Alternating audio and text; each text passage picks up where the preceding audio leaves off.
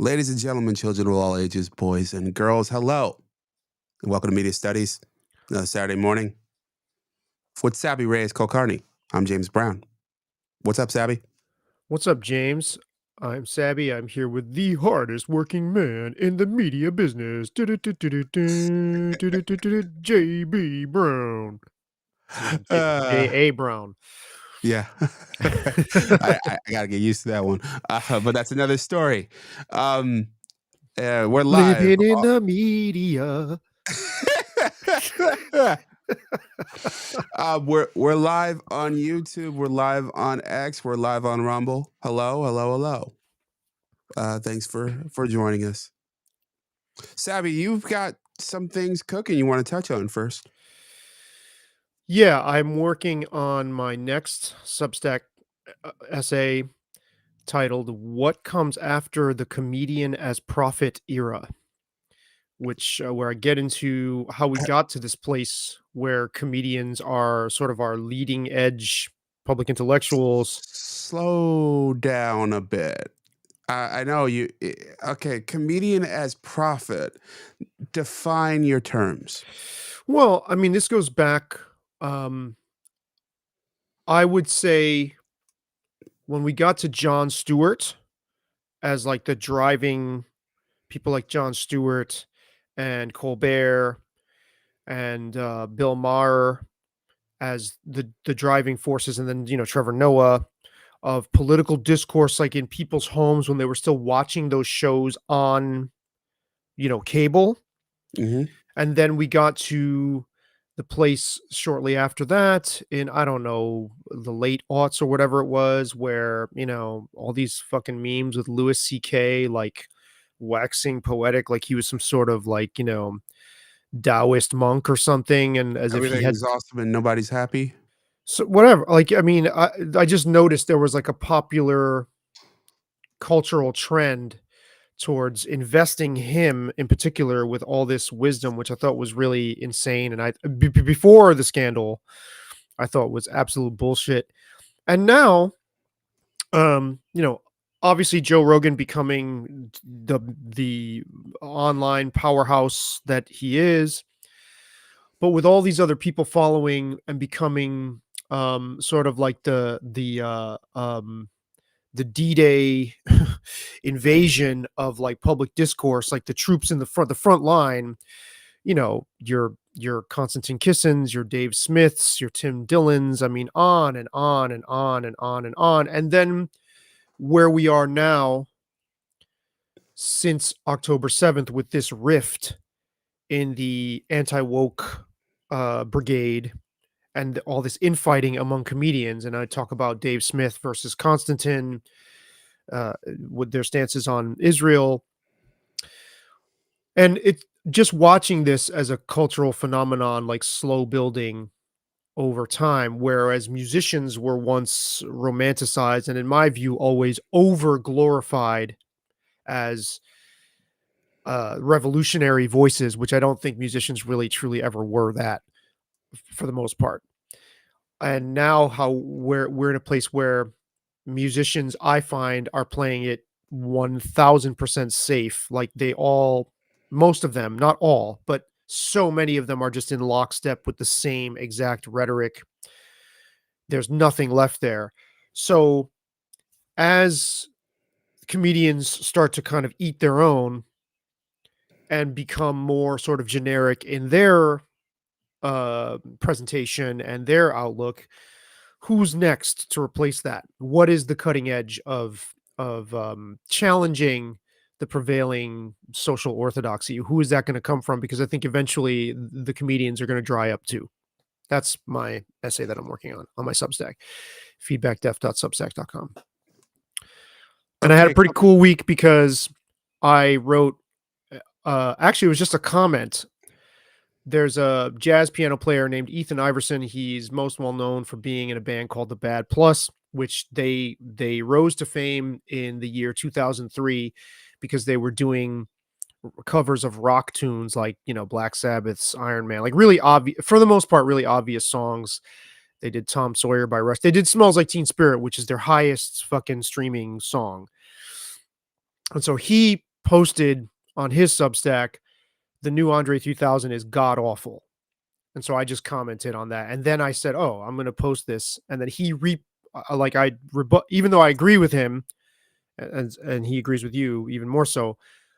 Even though I agree with him on the album, I rebutted his points, and I was like, okay, you're giving this guy shit for as if he's intruding on jazz and not taking it seriously. In my opinion, you guys were doing that on rock, and he was cool enough to repost it. He just said point counterpoint. So I was like, okay, that's the way to do it. And Can we slow down here? yeah. I I want to don't go drink back. coffee or take speed, by the way, people, or do Yeah, cocaine, although I've been accused of all three.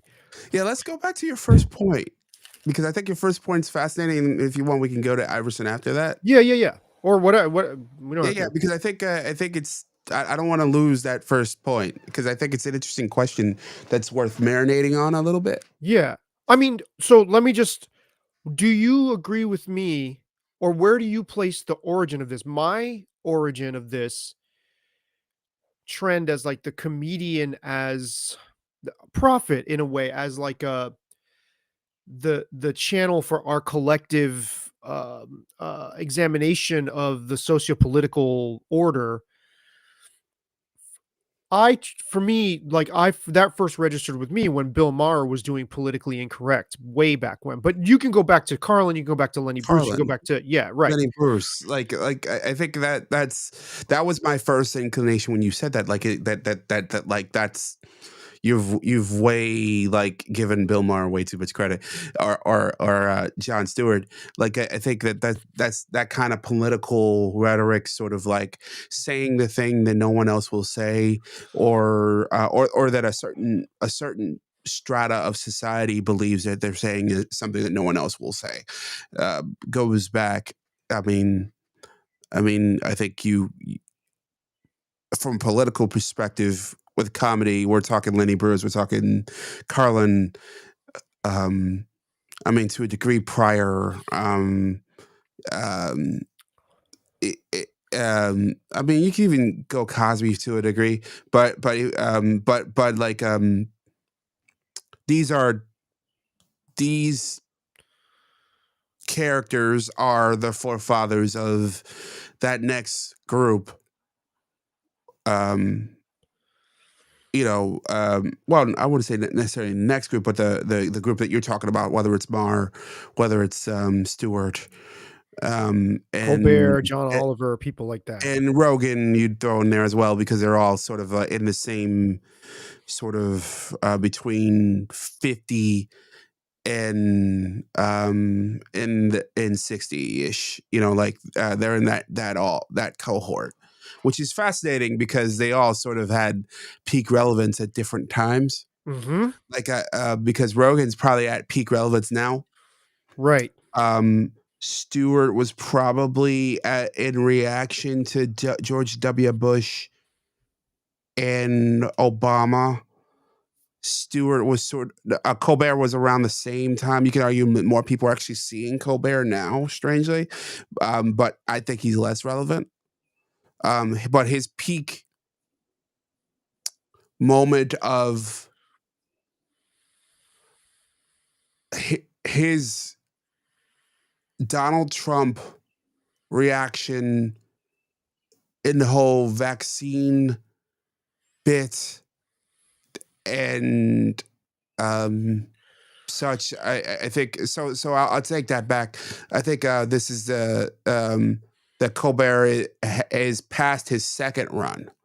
His Right. first run was obviously the character on Comedy Central, reacting to Bill O'Reilly and Fox News and and such.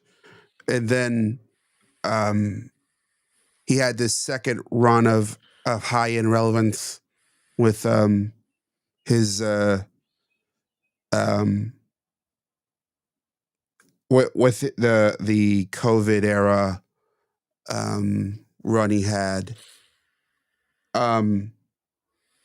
Yeah, so I think thinking about the comedian as prophet, just zooming out a bit, and whether that's over or that we've moved on from it. I don't think we have. Well, I'm asking what comes after. I'm not saying we're past it. I just wonder Uh, what's down the horizon. What because this was a space that, in terms of mass perception, I think people just generally used to project this onto musicians and expect it from musicians. And you mentioned Pryor and Carlin. The reason I the reason that I look at ground zero for this as Bill Maher is because that's the precursor to when this became like institutionalized. Pryor and Carlin were they were taking shots at the pieties. That's the almost the purpose of comedy, you could argue, right? To undercut and peel behind the mask of what is acceptable.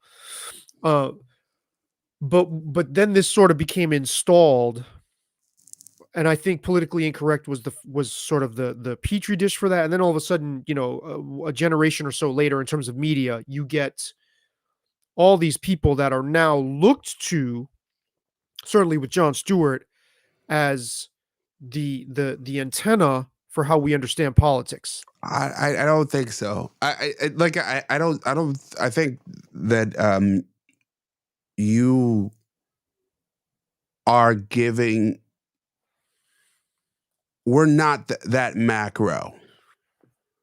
Stewart was an antenna for a certain type of person to understand politics. But prior to that, was there another comedian before him that did that? Yes, I think you could argue that Carlin was that for a certain type of But person, Carlin but didn't. not for Carlin the didn't host a entire. Not show well, talking about it every because you night. don't need to host because at that time hosting a show, and I think this speaks to my other reaction to what you said. Because you went from hosting a show, we're talking politically correct, to The Jon uh, Stewart, The Daily Show. y- Right. Yeah. yeah, to podcasting, which is a whole other sort of.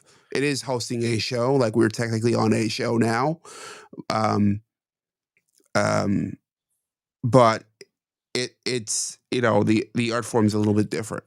Well, So I just want to complete the yeah. thought here. So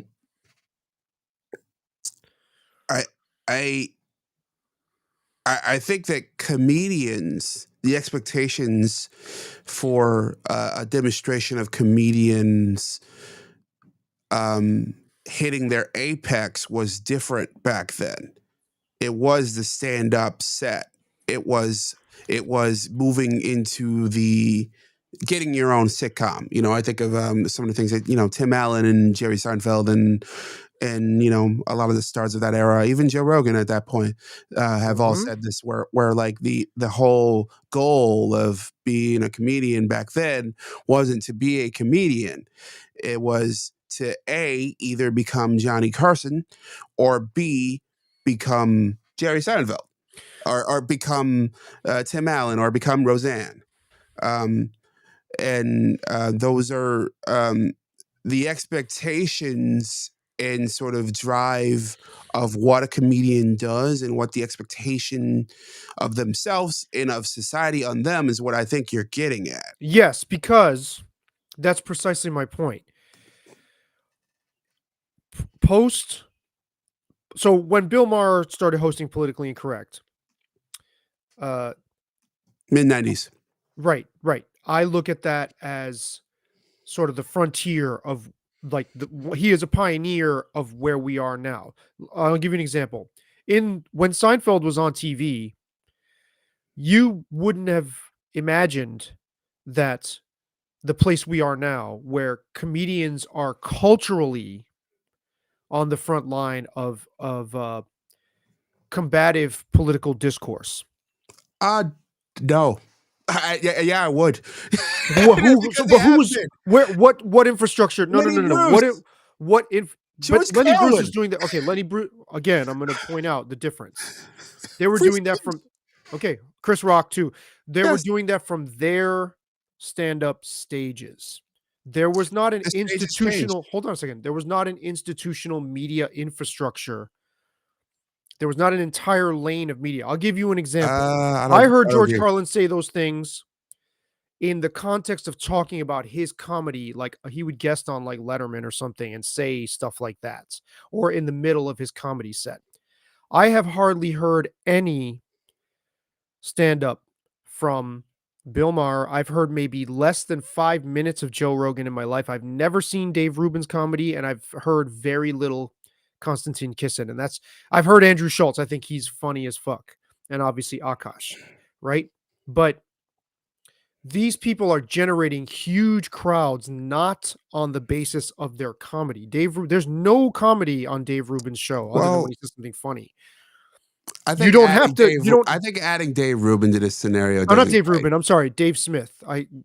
Scratch Dave Rubin. Dave No, Dave Smith. Smith says like he's got a thriving comedy run. There's no comedy on his show that he Yeah, but the hosts. thing is, Jimmy Dore, same thing. Jimmy Dore is funny as fuck when he's talking about I get what you're saying, but I Dave think Smith you're and Konstantin Kisin on their shows are totally sober in their discussions. In other words, they are reaching. I don't know if they're in aggregate. Comedians are reaching millions of people in yeah. aggregate. Okay, not through simply them on stage telling jokes. We are clearly in a different phase culturally with this than we were when Lenny Bruce and George Carlin. I mean, you could put Cheech and Chong if you want to. Then Yeah. you can say Yeah, they're yeah, in that. for sure.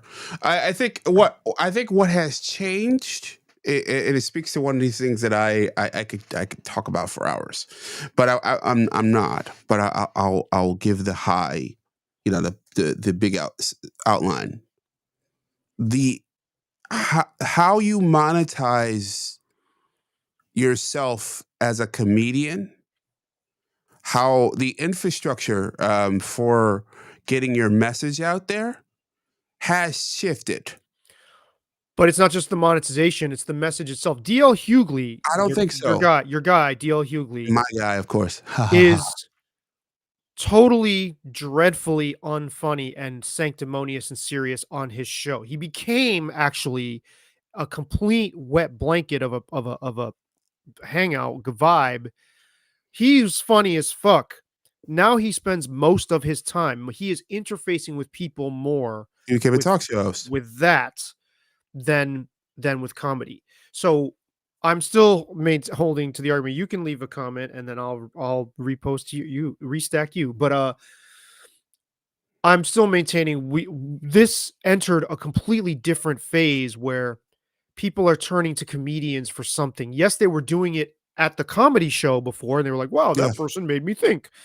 But other than that, it was isolated to the comedy. You didn't have a whole um you didn't have a whole media platform built on George Carlin's like view of the world, where the world has owners, not rulers, or whatever his whole thing was. And we're Because going it to hell wasn't in as easy to do it as because now. it wasn't existing because the culture didn't look to comedians That's for that. not that They that were that's looking to musicians and they were looking to intellectuals and cable. They were looking to political commentators on cable, which I then fell off. all of which exists now. I know, I but they think don't have as much the cultural thing that relevance. I don't fully disagree with you in that I do think that there is a certain amount of that that it's true that comedians have entered this space where they are more openly political, that people are expecting, you know, Akash Singh to speak up on certain issues and yada yada yada. Okay, I don't think that is. I don't think it's yes. I don't think it's so much that society shifted. I think it's talks of to me. It is partly the rot of our media industrial complex and how money changes hands. There was a certain point where where you didn't need to talk as much as you do need to now in order to make money. And also talking, you needed more of an infrastructure than you do now. Now all you need, we have a couple webcams, we have a subscription for this service that we're on now, and we could get on and we can just yap and we can talk to the 11 people who are paying attention to us right now, right? So that they can hear us and we can talk about what we want to talk about. Sure, to some degree, The everybody. infrastructure, We're in the age of every person is now the thought leader. yes, Can be, right? And precisely, you're saying comedians are nested within that. yes, I'm yeah, saying over the since Bill Maher, since Politically Incorrect, and since the time you're talking about with Lenny Bruce, we could go a little Lenny Bruce, really, because he really like made that political battle, the free speech thing, yeah. his thing. Um, I think over that time, gradually, the expectation of the comedian as the thought leader has really, really changed. And I'm just looking ahead and wondering what comes next. Well, I think before we get ahead, because I think we have to agree that that's the thought leader. I'm not sure that's what's happening. Well, I, okay, I'm so not. I'm in not. I'm not sure that I agree that with the comedian's thought leader. I'm not. I know that's how they're being portrayed. and portraying You know, themselves. yeah, in some cases, but I know, and I don't know if you saw this New York Times report from earlier this week of how high level Democratic Party oligarchs are going to put in tens of millions of dollars to create their own Joe Rogan. Like you could just like put them in a petri dish and like grow a Joe Rogan. Man, but if only we could get ourselves, not that I would want to work for the Democratic Party, but if only we could get gigs consulting with them on who they should turn to, that'd be a nice paycheck. I'm sure. I mean, I It's a I ridiculous idea. I agree with you. It's this is the like a part where Frankenstein. sure. Yeah, I mean Just that's grow what them in they're a thinking. lab. Yeah, yeah, and that's the way that I think a lot of the discourse has looked at comedians, where it's like, oh, here's this world where they just sort of like created themselves, and they are the tools of Trump. And I don't know if you saw the L. Reeves, Tim Dillon interview. Well, Did you see any of it at all? I saw the noise around it. That was going to be one of my examples. Um, that yes, I know comedians were on CNN and they were featured all over in interview clips, or Larry King and everything like that, and Charlie Rose and everything like that. But Tim Dillon was brought on there to discuss a salient political issue, and here's where I would counter what you're saying.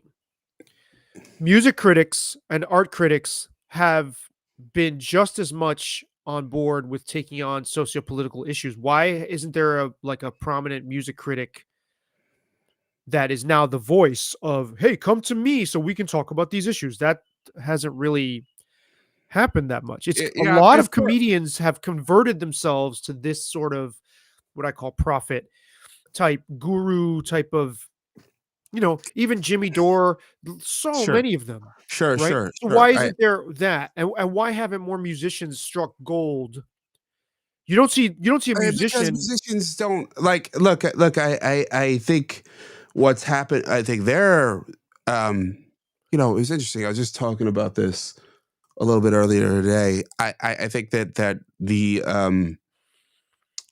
the role of musicians have changed as well.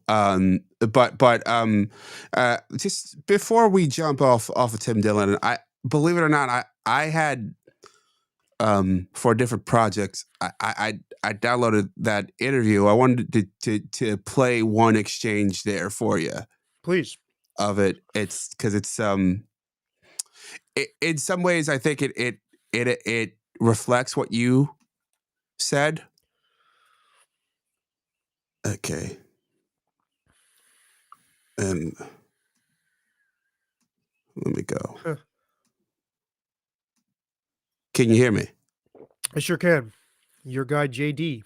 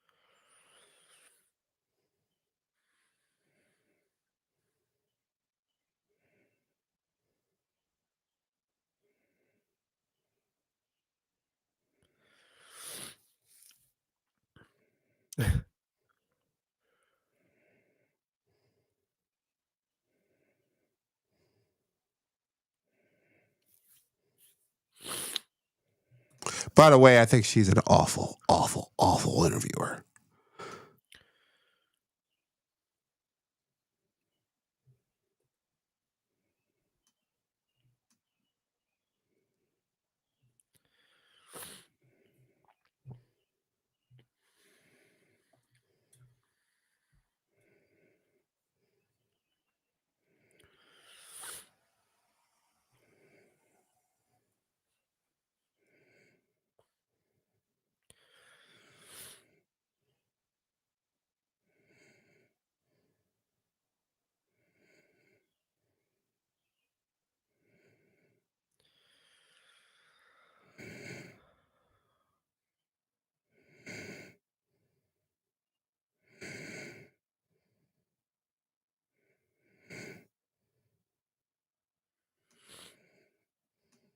Okay.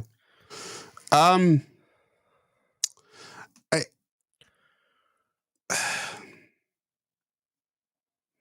I guess my let me get back to us.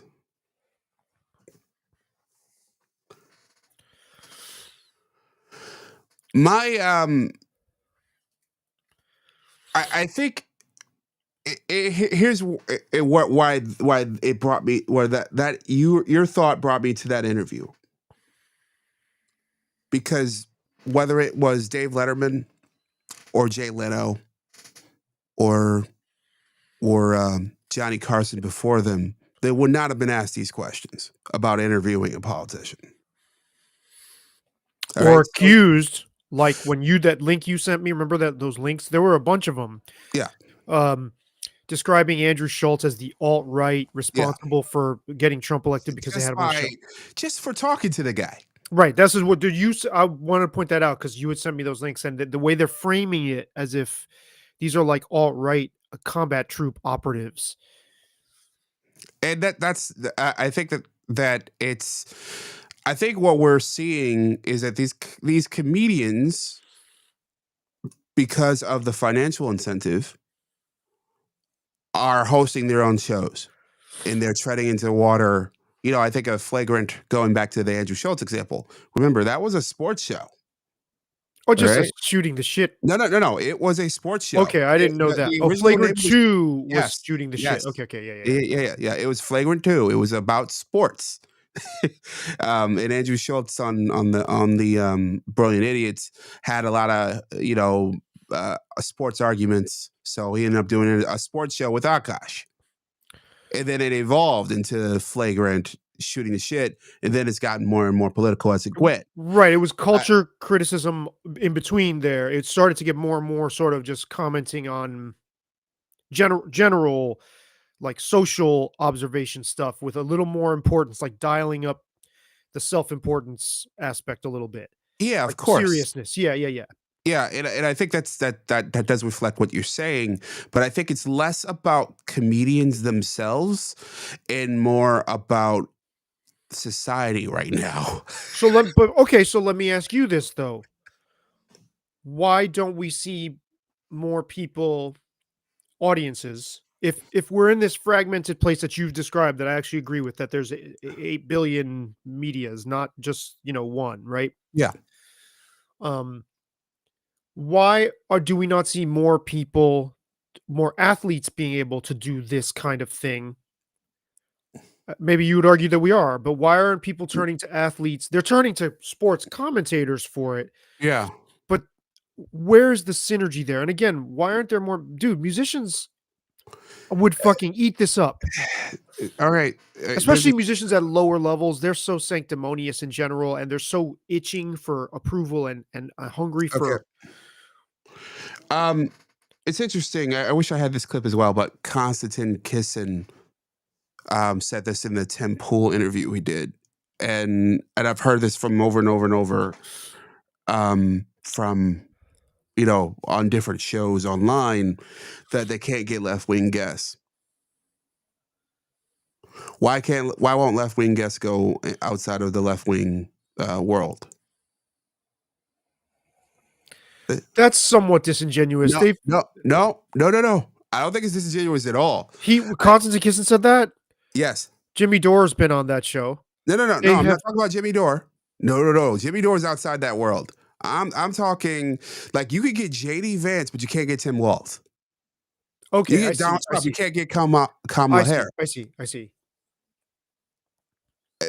It's there's what's happening in terms of socially is this sort of divide.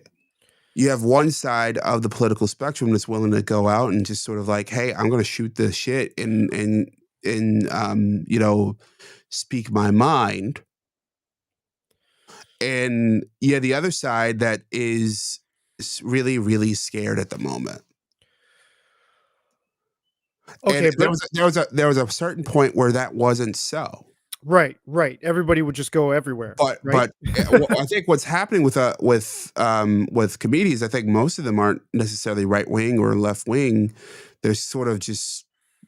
I think there's more Dave Smiths out there. People who are kind of Dave Smithy, where they're either purple or libertarian, and they are in their financial incentive, in their perspective of the world, allow and the ability of these tools allow them to speak their mind on more stuff. Because no person who just listens to political radio or political podcasts. They listen to that in comedy. They listen to that in sports. They listen to that in history or that in whatever. You are not just one thing. There was a point in history where we lied to ourselves about public people, and we Sure. do that less. Public people are, if you are a comic, you're going to have political opinions as well. Yeah, it used to be that certain comics did political comedy and the rest of us didn't. No. Everybody has a political opinion to some degree. And I think what's happened is with these new platforms where you're going on every week to do a show or a couple times a week, it's like, why not talk about X and Y and Z and what's happening in the world, especially if you're a Dave Smith type character who have happened, you know, they've occurred over and over throughout history in mass media. There's always been that sort of like comedian kind of guy who is really into politics, you know, from Al Franken, you know, to Right. I totally forgot to bring him up, which he backs you up more than me. It's Or he backs your point up more than mine, but yeah. Yeah, these characters have sort of existed. I think what's happened is what you're reacting to is a society shifting in a really weird way where you have the left side of the aisle not wanting to talk to anyone who's not left, and you have these comedians who sort of are in the middle who are just sort of like, hey, I want to talk to people, and the only response you're getting from the left, which does dominate our media. I mean, I don't think there's any real solid argument against it.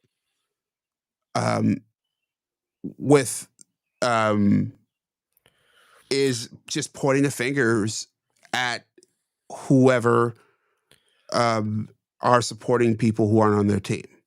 I think that's what's happening. So I gonna point out something Yeah. that I'm gonna point out something that I think backs up your point, but I also disagree and agree with your point. So I think a thought exercise. Okay. I would ask you, how many leading voices about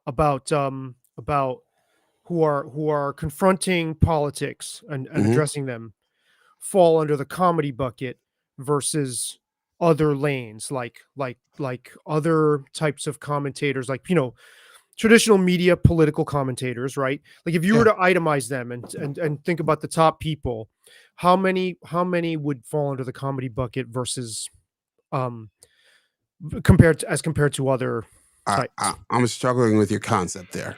How many people would you have in the comedy lane who are political, who are commentating on political stuff Are you, versus other types of musicians, athletes, traditional media people who talk about politics? How many would do that? okay? Can How many I fall think under there's that category? I think there's a couple things that I don't disagree that it does skew towards comedians, but here's what I'll give you a reason why. There's a really obvious reason why. They're good at talking. Okay, so here's what I'm gonna back up. So here's what I was gonna say that was gonna back up your point. I think Athletes comedians aren't good at talking. comedians are Musicians aren't good at talking. You should know that better than anybody. well, not necessarily. I mean, yes and no. How They are not most necessarily. musicians aren't good talkers. They're not natural at hosting shows because they Well, that's concentrate what you on need and in then order to do that kind of stuff. some of them are, but some of them aren't. Some of them are gabbers. Just because you're working in a nonverbal medium doesn't mean you're not good I at I, talking. I Music would does attract more introverted people, I think, than comedy does. agreed, and that's So, why in this weird era where anyone can be a talk show host at any moment, like I think that's why you're getting them leading into it. Also, I think you add the ideology to it. okay. So, what I'm going to say that backs up where you're coming from is comedians are by nature observers. Yeah. So, their job is to look out at people, take note of a bunch of stuff, and then filter it back out in a way that makes people laugh. The thing is, though, where I disagree with you is number one, I think more people are turning to comedians for as their source or their pipeline to like ingest and then digest and sort of frame sociopolitical issues. And also, Flagrant is one case where those guys are funny while they talk about these things. The overwhelming majority of the shows that I've seen, they're not being funny at all. They're just Uh, straight talking. And so Funny's weird. Because I mean, people thought Rush Limbaugh was funny. Like but like that's deflecting. no, it's not. Okay. No, Dave people. Smith on stage. Well, actually, I've never seen his stand up. So Yeah, his stuff is let pretty me fun. present it a different way. Konstantin Kisin in his stand up show speaks in a completely different tone. He is completely sober, other than an occasional quip here and there. He is he approaches his interviews as like a traditional interviewer would, very Ooh, sober. That's not the same thing he's not doing his comedy act, and it's not because I hold wouldn't on a second. expect him to. He's doing a Hold on a political second. show. Hold on. I'm going to I want to ask a question Yeah, about something you said. yeah. He's not You're saying these people do talk shows and the incentive is to generate an audience and make money by talking about these other things that they're interested in.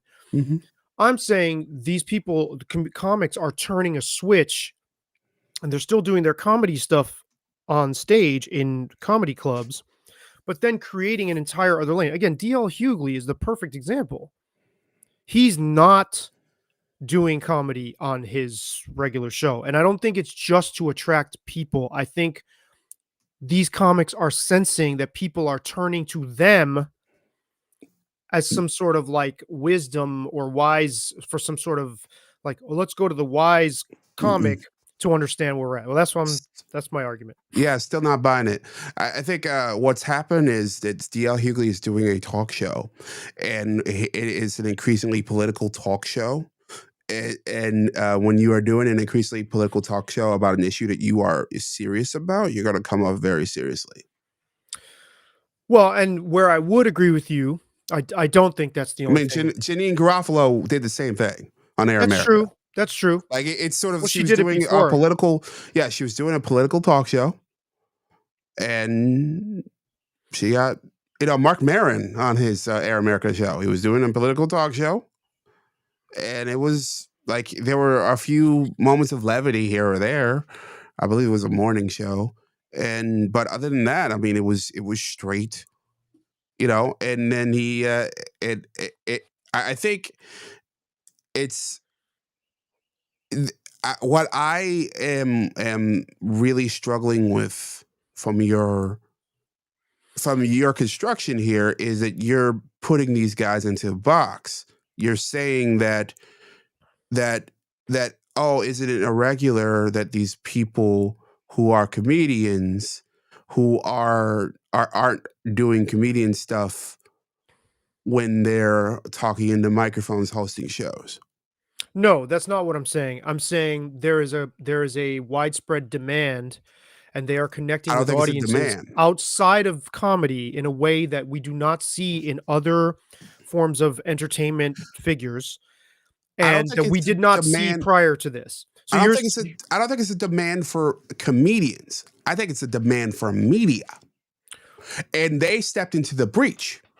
Now, so the other question I gathered from you, and tell me if I'm wrong, is Mhm. that why are they the ones stepping into the breach? No, Is what? why are they the ones on the front line of the breach? Why do we not I mean, yeah, Kareem Abdul-Jabbar has his Substack and he's talking about this stuff. Uh, You don't again, if we were to because count athletes aren't talkers.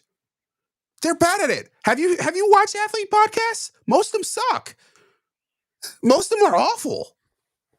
Most athletes are terrible on so television. let's talk They're about the terrible in athletes front of that are good. microphones. So let's talk about the I think that's a stretch. I think that's No, a I don't think it's stretch. a stretch at all. No, most are awful. Most are really bad at what they do. But they are also similarly athletes. Maybe you would argue they're not. Athletes also you can say, well, they're not one-dimensional people. They Sure, have other interests. sure. They do other things. They That's talk why the about other shows things. exist. That's what I'm saying. So all right. Their shows exist in podcast land. All the smoke exists. Podcast P. Carmelo They're not Anthony's awful tackling show. they're not tackling politics the same way comics are. They're Hold not. on. Remember, Flagrant didn't start out talking about politics either. They didn't. But they They are didn't. now. They didn't. Why Like are we not seeing Dave more Smith. musicians? Why isn't Dave Chuck D Smith. hosting a political show? Hold on. Dave Smith is the exception, not the rule. Jimmy Dore is the exception, not the rule. All right. These shows don't necessarily start out, hey, I'm going to talk about politics. Theo Vaughn Right, didn't didn't start start out politics. saying, Right, I'm I going to know. start out talking about politics. They said, hey, I'm going to start out with a podcast, and it evolves into what it evolves to. Like Sure. it's not, these are not like you're But my the point is go ahead. construction that I keep getting from you is that these people are coming in like Dave Smith came in and wanted to talk politics. That's No, not what I'm saying.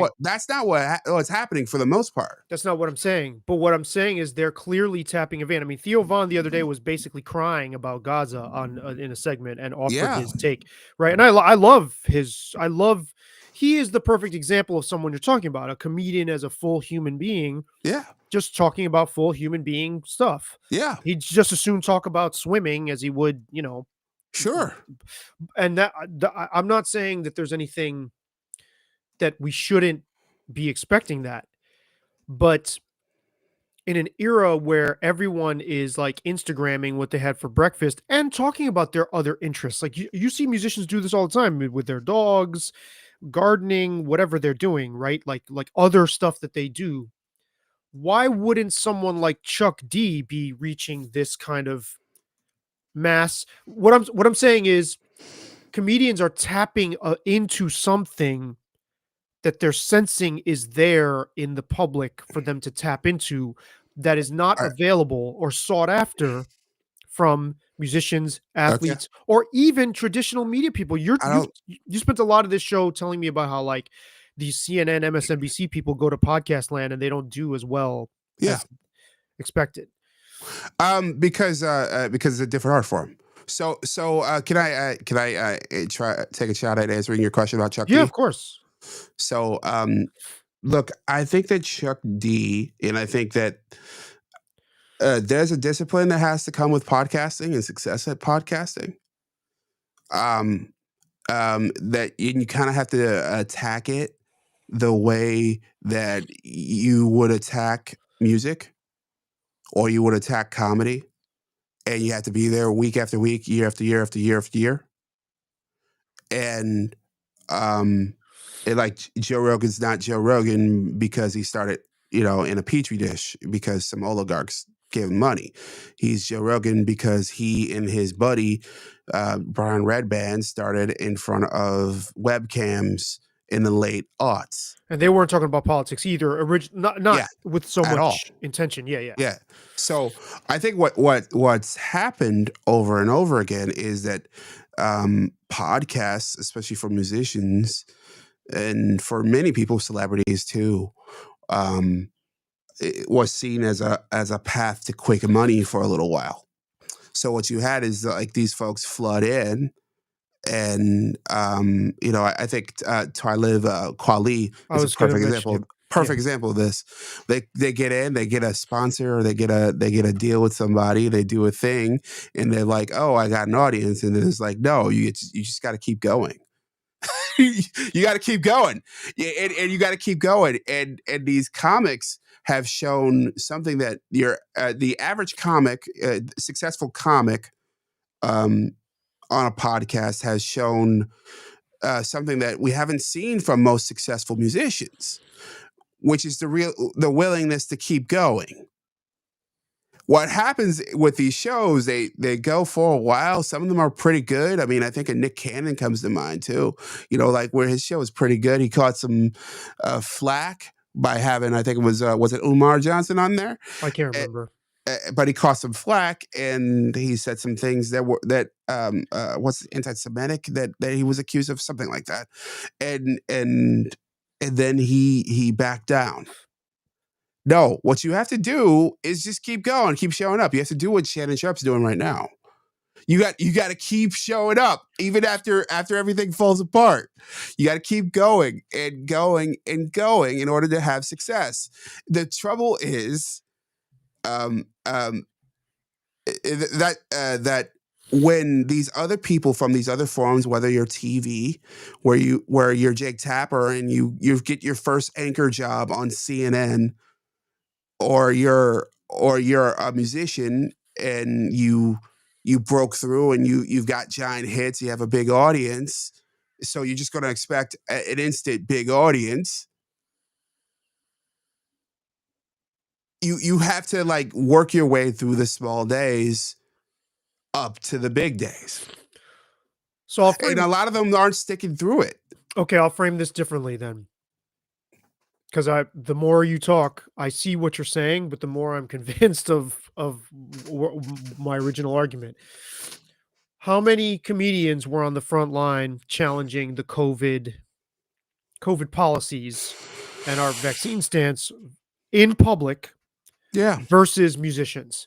Now, you could say musicians have more to lose because there was, I think there's also politics there. Musicians are more socially liberal. okay, Ted Nugent isn't. He didn't say shit about the vaccines. Neither I'm did pretty Dave sure Mustaine. Neither did pretty Dave sure- Mustaine from Megadeth. They didn't make it a point. But those are two musicians. Like How many comedians spoke out against this comparative to musicians I and think made it their I think broadly, how many people did? Not again? many. How many comedians compared to Not well. I guess other? you could argue that more, but sure. But how many people spoke out? Not that many. Most I people mean, were scared. it sort of became the groundswell of No. what Actually, it's a Sam very small amount of people did. what Sam Harris talks about as podcastistan is what he calls it. Or so no, he calls it Substackistan. No, the groundswell in the podcast realm and in Substack of voices speaking out overwhelmingly huge towards comedians in that crowd. I wouldn't disagree, but I'd also argue that that's a small world. Okay, when you but talk it about didn't have as society many wise. musicians as my point, or athletes. Because not as many musicians are even attempting podcasts. So if it's a question that, like, I mean, I don't think you could even have that kind of debate unless you thought about parody musicians to Well, why aren't they? Because that says there isn't a cultural demand for it. no, because that's not how podcasts happen. Podcasts happen because you and me decide to go talk on a Saturday But morning. then you're arguing that comedians somehow have more discipline to stick out a podcast. I think absolutely they do. Why? Because if you think about the process of how a musician makes money, there's the record company. and there's record deals. And that's how what yes they do tour. I agree. I concede that. But it most most musicians don't they're not becoming big for talking. Podcast comedians become big for talking. But Because that's much closer to what they do. I was gonna say it's not the same thing. It's not, but it isn't the same thing. Right, Yeah, right. yeah. It's not. It's much Closer. Yeah, you're right. Talking and being funny on a podcast is a lot closer to your act than Talib Kweli doing an interview with KRS-One on his podcast. Like it's not like so. It's a closer analog. We watched Akash last year. Mm-hmm. All right. Akash on stage was not exactly the same as Akash on Flagrant. That's right. But he wasn't far. I think Talib Kweli and who's the other person I was just thinking of? Fuck, it just slipped my mind. And Draymond Green. Yeah. Are further away from who they really are in giving us this full dimensional view that you're talking about that we can now all engage in than comedians are. You see what I'm saying? Sure. Why are we not getting more? I mean, Draymond Green talked about the vaccine in a press conference after a game. He's not giving us the full. I mean, yes, he's it's early days. He's riding the I'm still in the league and I'm talking about NBA That's part of it. stuff. But Talib Kweli directly addresses politics with his guests, but it's still not the same. You know who's an exception to this, actually? I'm sorry, I keep snorting snot into the microphone, but Winston Marshall. Yeah, I was going to mention him. Yeah. Of oh my God, the fuck that. Oh my God, why Mumford can't Mumford and Sons? Thank you.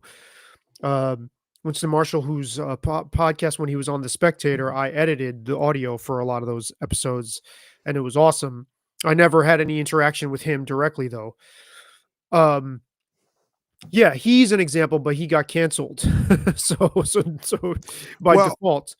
Well, yeah, I think that's a really good point in that the cancellation element of it is like a piece of this puzzle. Like for a time, and I'm pretty sure this time is probably past for Winston, but for a time he lost his band, and if I remember correctly, it was during COVID. Mm-hmm. So there wasn't a whole lot of touring going on. So he was just leaning into the thing that he could do to connect with people.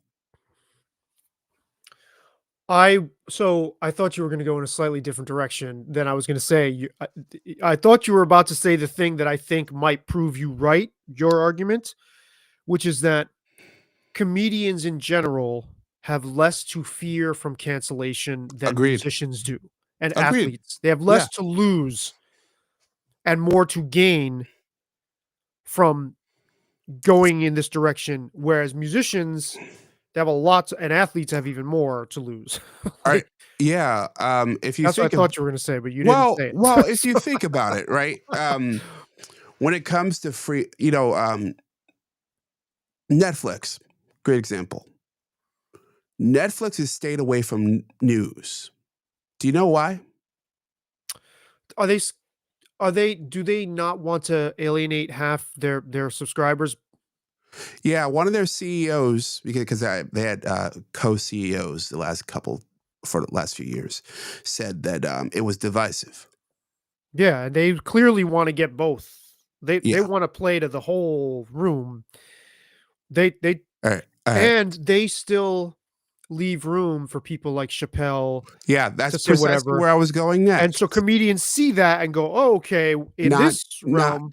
Not just that.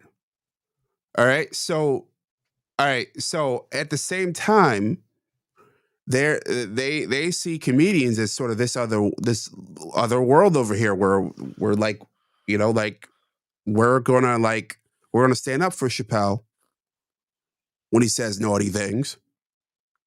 we're gonna make this little playground for these folks. And but news, on the other hand, I'm gonna not even Mhm, touch that stuff. That is mhm. just um too much for us at the Whereas same time. Like, it's interesting. You have three thoughts in your head at the same time. You you want to not be divisive, yet you're gonna bring in comedians and you're gonna keep news away because it is inherently, at least in its current form, divisive.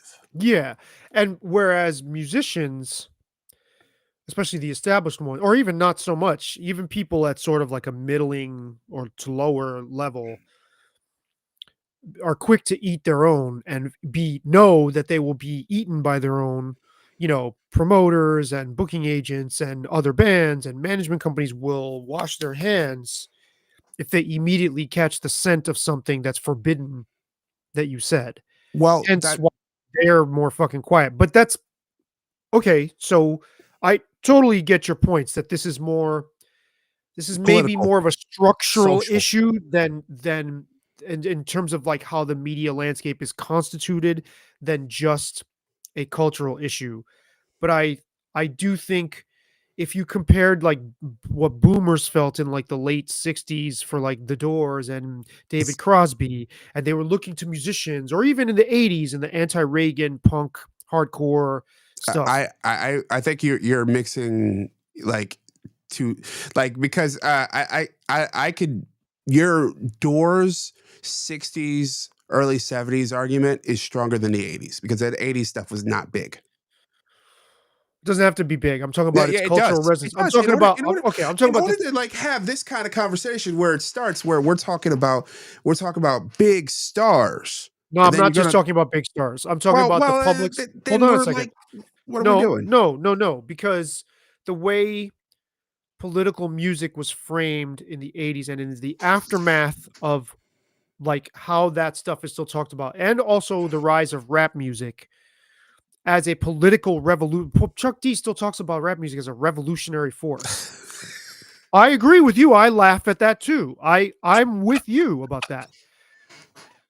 But that Yeah, he's not the only one though I who know, I know. and here's They're also wrong. I I completely agree with you. That's sort of my point, right? Which is that rhetoric around music to me falls completely flat. It doesn't really serve that purpose, especially in a time where music artists are incentivized to all march in lockstep with whatever the the accepted pre-approved talking points of the day are. I cannot tell you how many press releases I get every week that say LGBTQ or queer, in the subject line. Hmm. Queer BIPOC is getting less. I guess that's getting phased out. I guess I don't know. Um, maybe I should try to get AI to like analyze all my inbox for the last 20 years and see the subjects and see Yeah, if you should do an in-depth post on that. That would do very, very well. I'm just curious, like what, Yeah. to somehow scan through all that content because I know for a fact that so many publicists are putting that front and center as if that makes these musicians interesting and it makes them more homogenous. Um. Comedy has more variation, I think, now currently. I don't know whose point Yeah. that backs up, but I'm just saying that's Yeah. There's an interesting point there. Like I've worked in. For those who don't know, I've worked in journalism, communications, and marketing since. Well, my first job was in radio, mhm. so we're talking '06. It's before I met you, and then when I met you, I was in TV.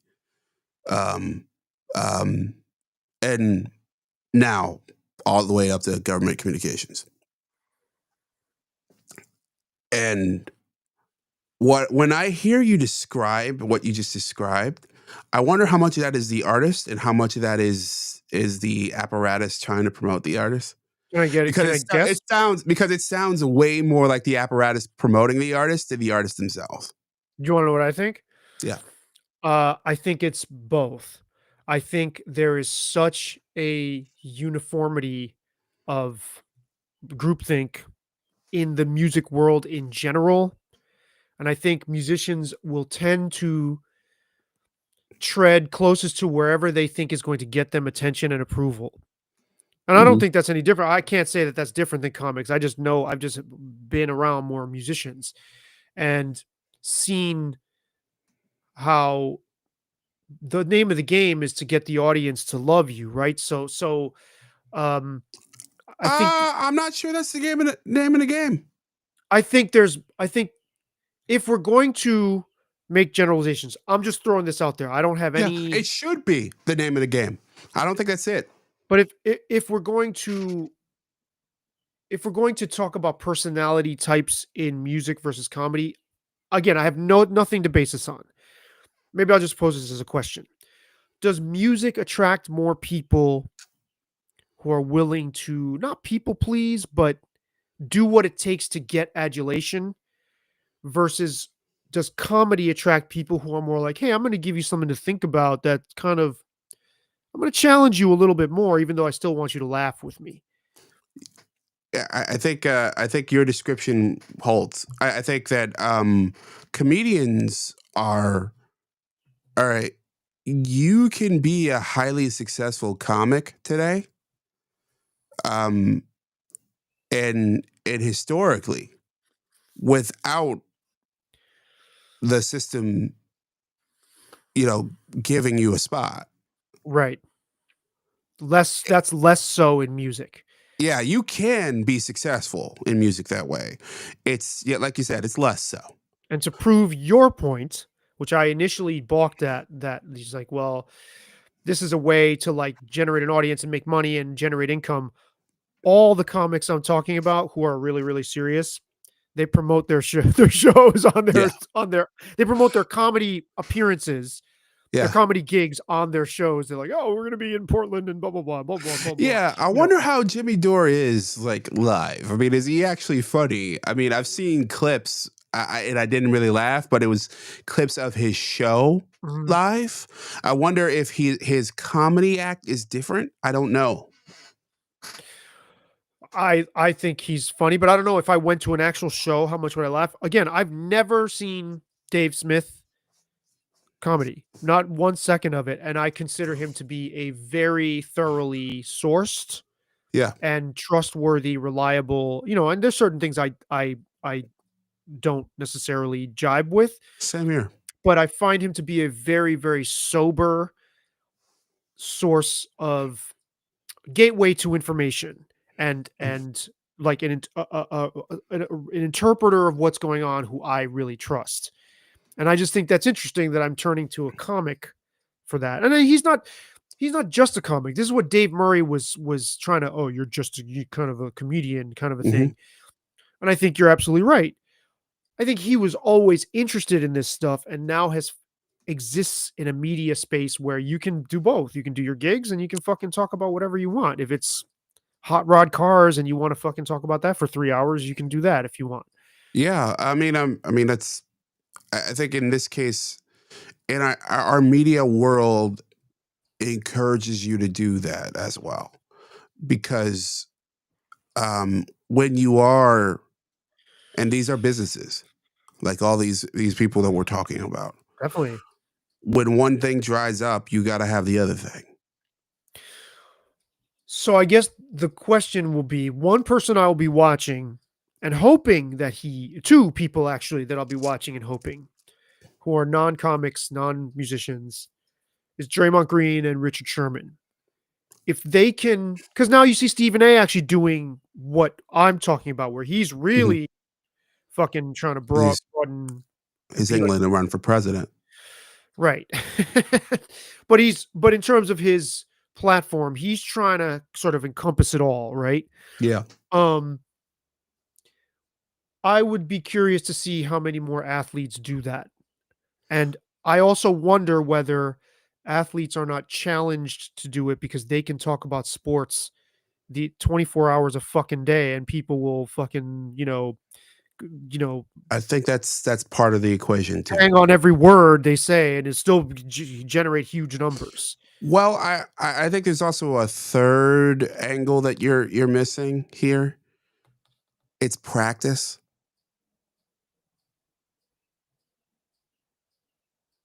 Do tell. Okay, so Richard Sherman and Draymond Green are going to end up. Richard Sherman's already on Thursday Night Football. Draymond Green has been on the NBA and TNT, but I would imagine he's going to end up on the other NBA shows once he retires in probably a couple of years. Um, this is practice for him. See, the comedians are not practicing. This is just what they're gonna do. They can not just make money off of it. Like it's their own flywheel. They are attracting an audience who from all over the country, all over the world, who are gonna see them at some point. Ideally, um, who will buy their stand up special, who will buy their Patreons. Um, they're not like the podcast to them is the end game. Right. Whereas For for the athlete, it's Draymond, not. Yeah. for and I think the same thing holds true for musicians. It's not the end Right. game. Right. Also, yeah. So I mean, I think you're right. And what I was going to ask was, why aren't we seeing more Royce Whites among athletes and musicians as we are among comedians? Like this is my point that I don't think you're disputing. There are more Royce White type figures. Not set aside the running for office, although Constantine does want to run for office. Jeez. But set aside that aspect of it. Just his ability and his focus on like constitutional issues and Sure. politics, right? There are more of those in comedy than there are elsewhere, at least having emerged into media platforms. I think you are correct. There are media structural forces at play that are shaping that. I think you're right. The musician wants to do the gig, the music thing, but you got to think that there's some musicians that just love yapping and they just want to reinvent themselves And that I'm sure way. some will. Remember, podcasting is still a young medium. You don't think it's oversaturated and on its No, way out? You don't think it's a no, bubble that's going to no, burst? no, no, no. It's not. Okay, great. It's nowhere even near where it will be. Like Great. You it's heard it like here first, people. yeah. Like I think because it's not. Uh, we've only scratched the surface of Okay. what you can do with it, how you can do it, the technology behind it. I mean, it hasn't jumped the shark anywhere close. Like talk shows haven't jumped the shark. I mean, they've been around forever. Um, Radio hasn't jumped the shark, and it's been around forever. I mean, TV's been around forever. I think we're just beginning to see what can happen, and we're not even truly understanding how to monetize it yet. And as we understand, as the monetization starts to be figured out better, because we're just getting a little bit better, we're not quite where we need to be. I think that it, as an art form unto itself, will will get stronger and will be more diversified because the barrier for entry is so low. You're gonna get a lot of crap, and you're gonna get like you know wonderful, crazy things because you can take chances with this that you can't take with other outlets. Like I was talking to someone earlier about movies and just how movies are, have eroded and gotten so awful. And I know long ago I remember telling you that I thought films were becoming an elite activity. Mm. And they've not only become an elite activity, kind of like Broadway, they become an elite activity um, that no, they're becoming exactly Broadway. The Wait, more you I think mean about it. going to the movies? Yeah, Is going that to what the you're movie. saying? Okay, okay, No, no, okay. both because it's what we get at home from the movies is derivative from what is at the movies. Like direct to yes, there are direct to consumer movies, Like Netflix doesn't make its own movies, and independent people make movies that don't go to theaters. But most of what we see in these platforms were in theaters at some point, and they were made for theaters. Um, but it's become Broadway, where we're going to remake the same shit over and over again, and some of it is going to be brilliant. Occasionally, you're going to get somebody who does something unique, but the economics and the bet that you have to make in order to make one of these things have gotten so out of whack that nobody wants to take a chance. Nobody does. So when we get to the AI portion of our discussion, that's my one hope for it, because that's something that could conceivably bring down the price of making stuff. Mm.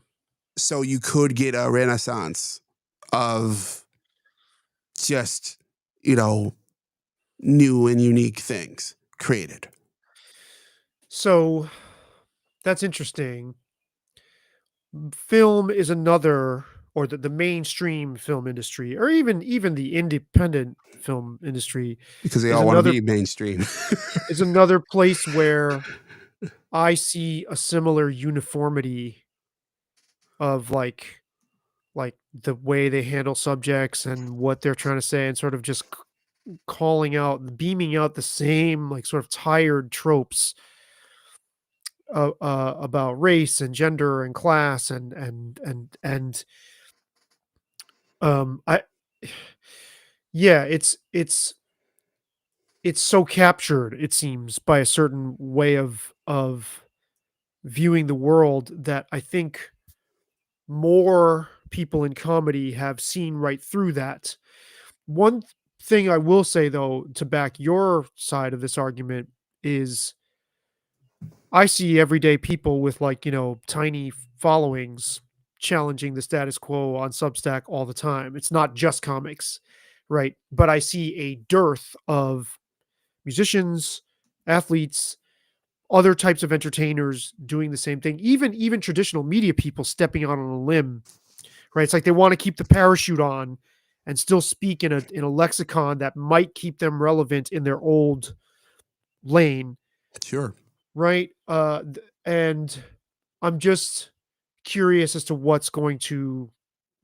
where we're headed. You're saying that we're going to stay sort of in this where we are, where more and more people are going to do that just by default. They're going to find ways to creatively remix the world and talk about it in ways that are fresh. I hope so.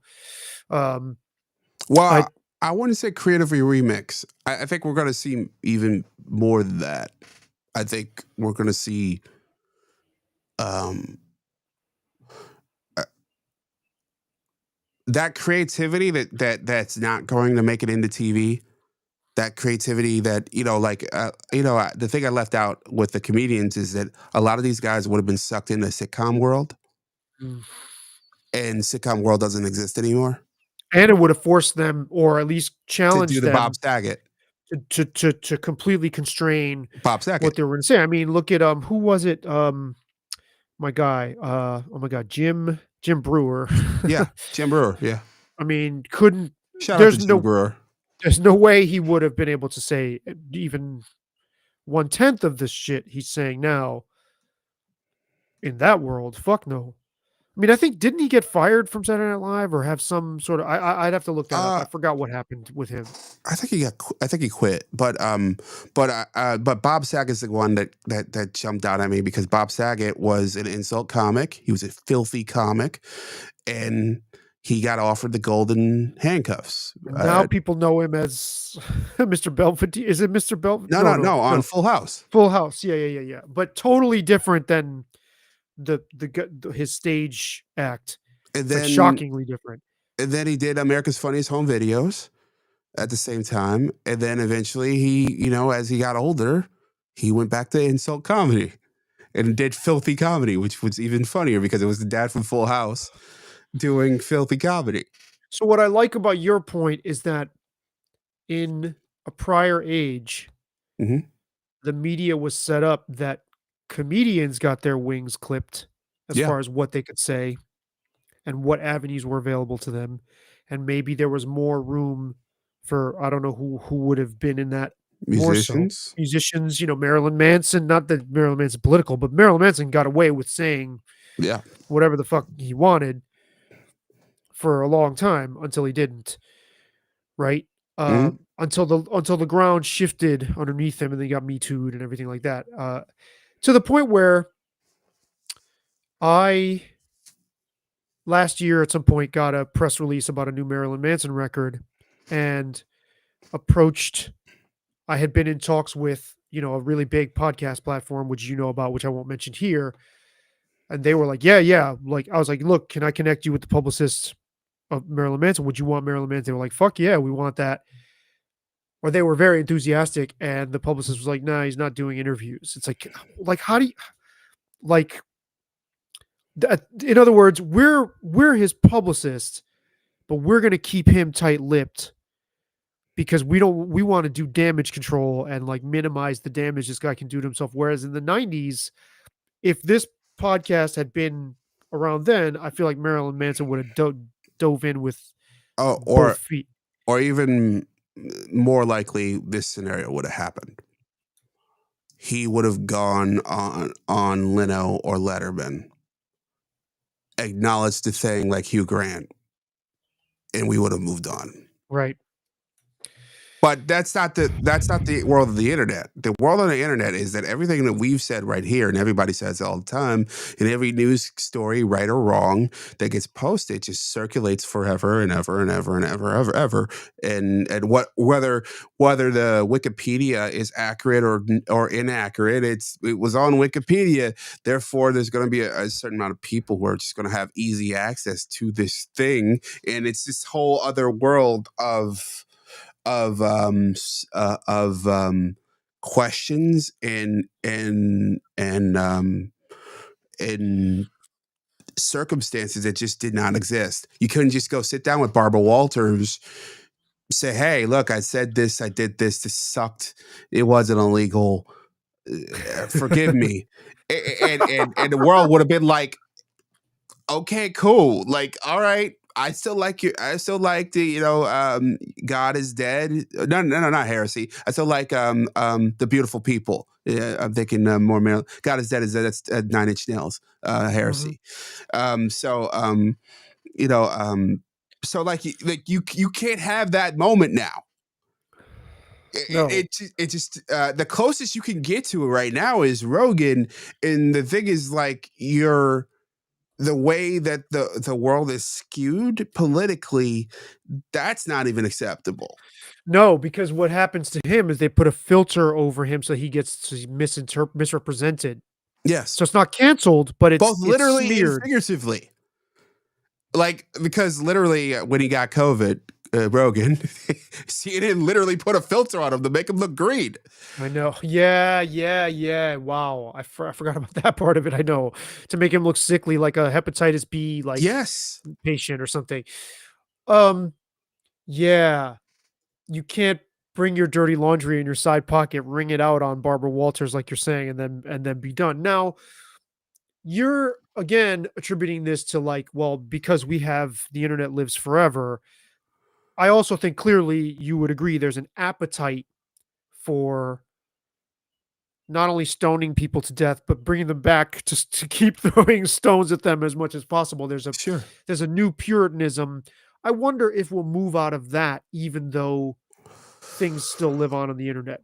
But to quote a recent post of yours, a recent essay of yours, Yeah. an actual written essay, not a Yeah. video, not a radio, not an all of the above radio clip. The scandal economy does not parse nuance. Oh yeah. Totally. And it always did exist. It got amplified with OJ. Um 24-hour and news cycle shit. Yeah.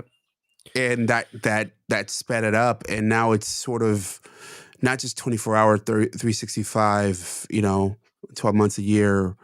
Now it's nuance doesn't really matter. It's that Charlemagne line, Um, no one cares about the truth when the lie's more entertaining. Like, Sure. um, so the truth might be nuance. There may be, like it may not be black and white, but if the black and white is more fun, then we're gonna go with the or more outraging. By the way, I think there are people, including some I know, who just have fun by being outraged, um, and the hate watching and hate listening and hate reading. I do it sometimes. I mean, so I think that nuance is a thing that's lost. Yeah, I mean, again, I do agree with you there. It's certainly gotten amplified, but I would also point out this, if you went back to the 1800s, the period you're talking about with all the local broadsides, I'm sure they didn't give a fuck about nuance a lot of the time too. And Yeah. if they could, I mean, yes, we're Uh, definitely in a new place with that, uh, but again, like you're saying, there is and isn't anything new under the sun, kind of a thing. yeah.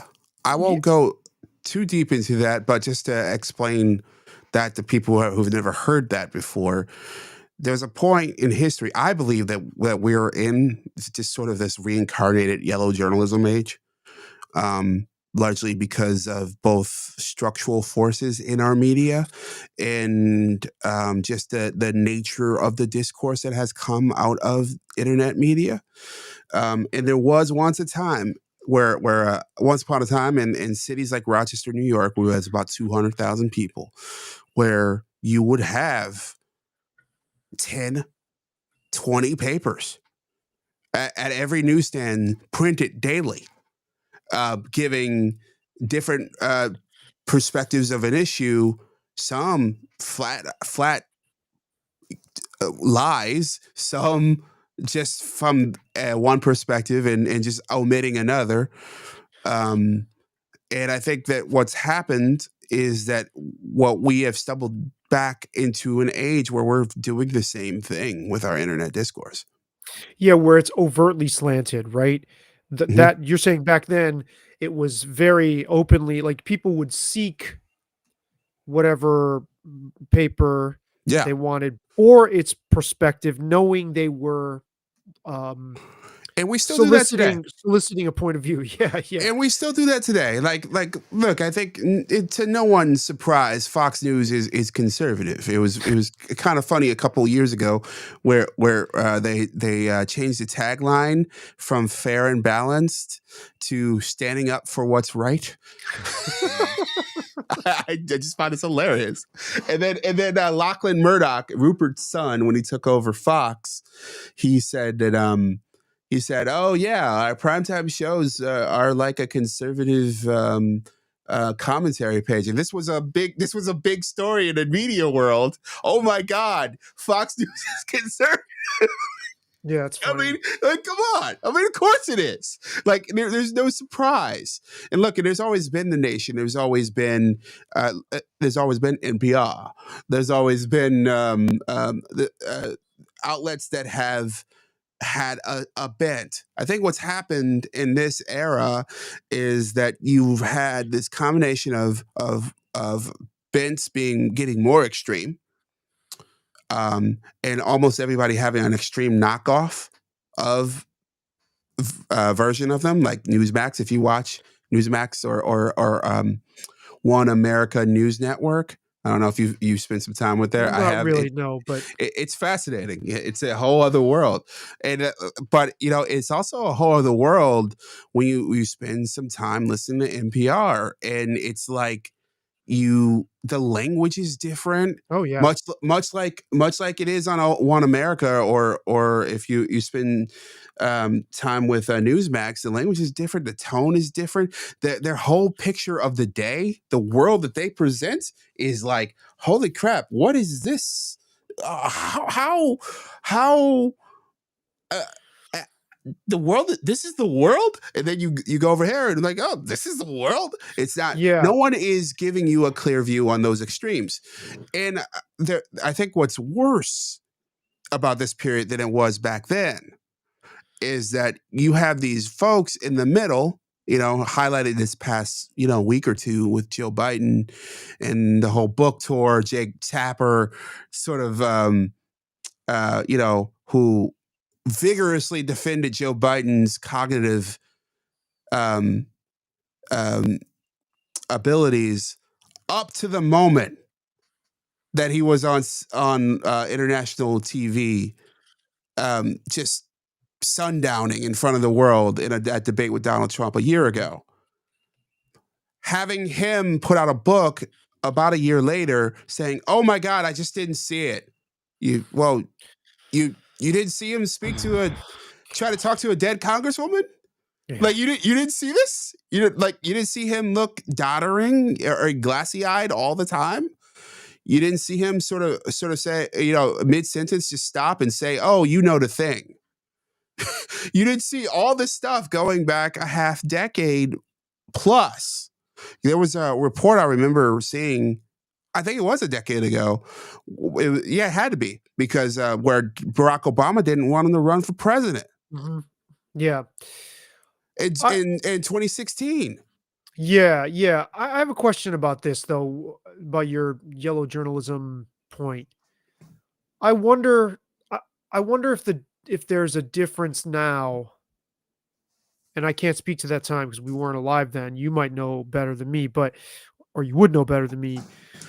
What I get the sense now that people both crave now things that cater to their bias, but they're also somewhat blind and unconscious to the extent of their own bias. So they want the flavor Yes. they like because it pleases their taste buds, Yes.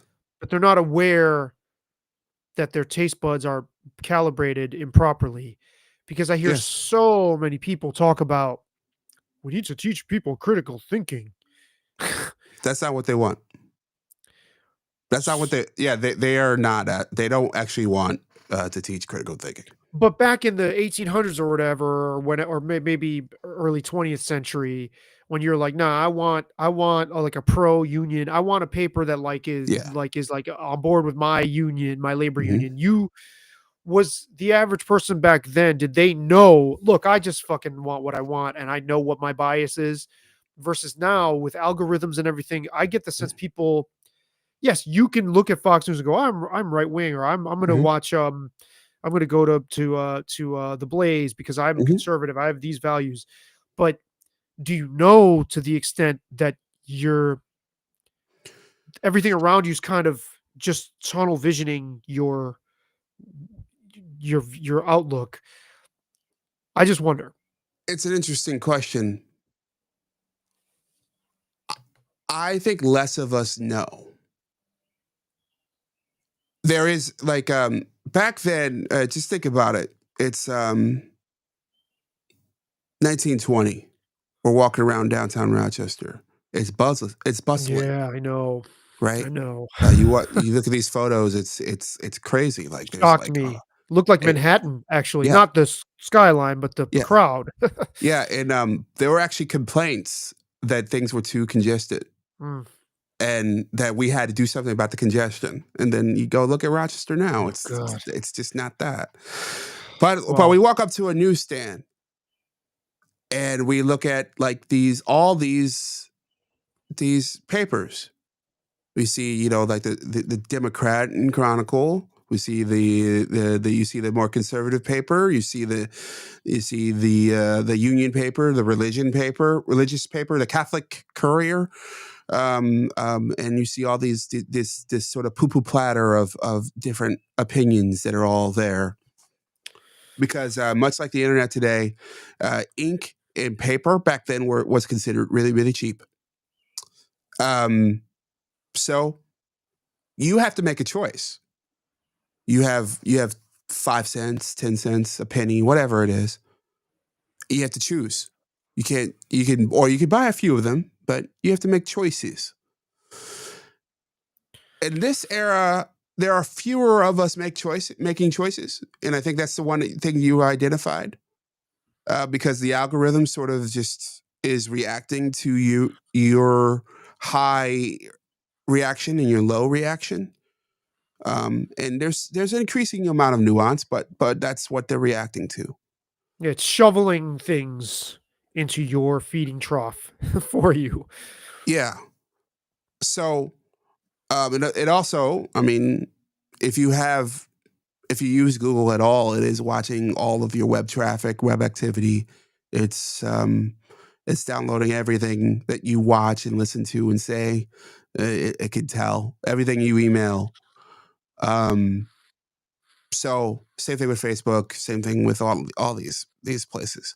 Yeah, you pointed that out to me, I think 15, almost 20 years ago.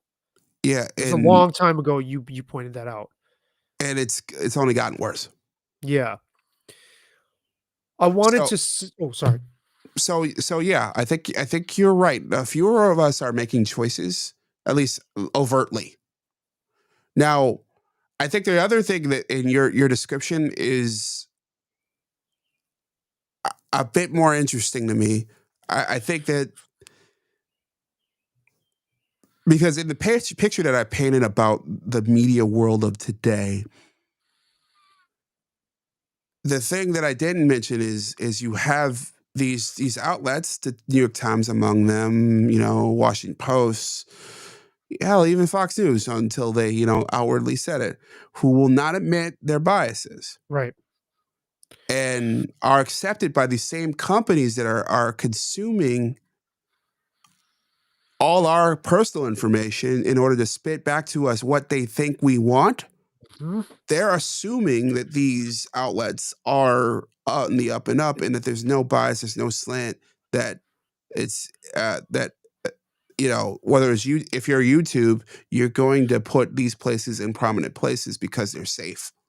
Right, right, because they passed the disinform or misinformation Yes. smell test according to these algorithms, which is Yes. totally not the case at all, but yeah. So um so among the stuff that's being fed back to us is stuff that is slanted, but not accepted by the algorithm as slanted because they're getting this, pat on the back from, you know, um, that algorithm magic that we were just talking about. And doesn't present itself as being slanted, so Yeah. everyone who accepts whatever outlet they're getting thinks that's the truth, and everything outside of that is uh poorly thought out and is not does like whoever believes that other outlet is bad at critical thinking, but everybody's thinking that about everybody else, which is a horrible place to be. Whereas the picture you paint that I envision in my imagination of the yellow journalism era is that people just knew what bias they wanted. I don't think people thought about it as much as we do now. Their lives didn't depend on it as much, or the social fabric, maybe I'm wrong, but now it seems like the the social fabric hadn't eroded to the point where they necessarily had to as much. There were time periods that were volatile, I get it, Hmm. but people were able to coexist.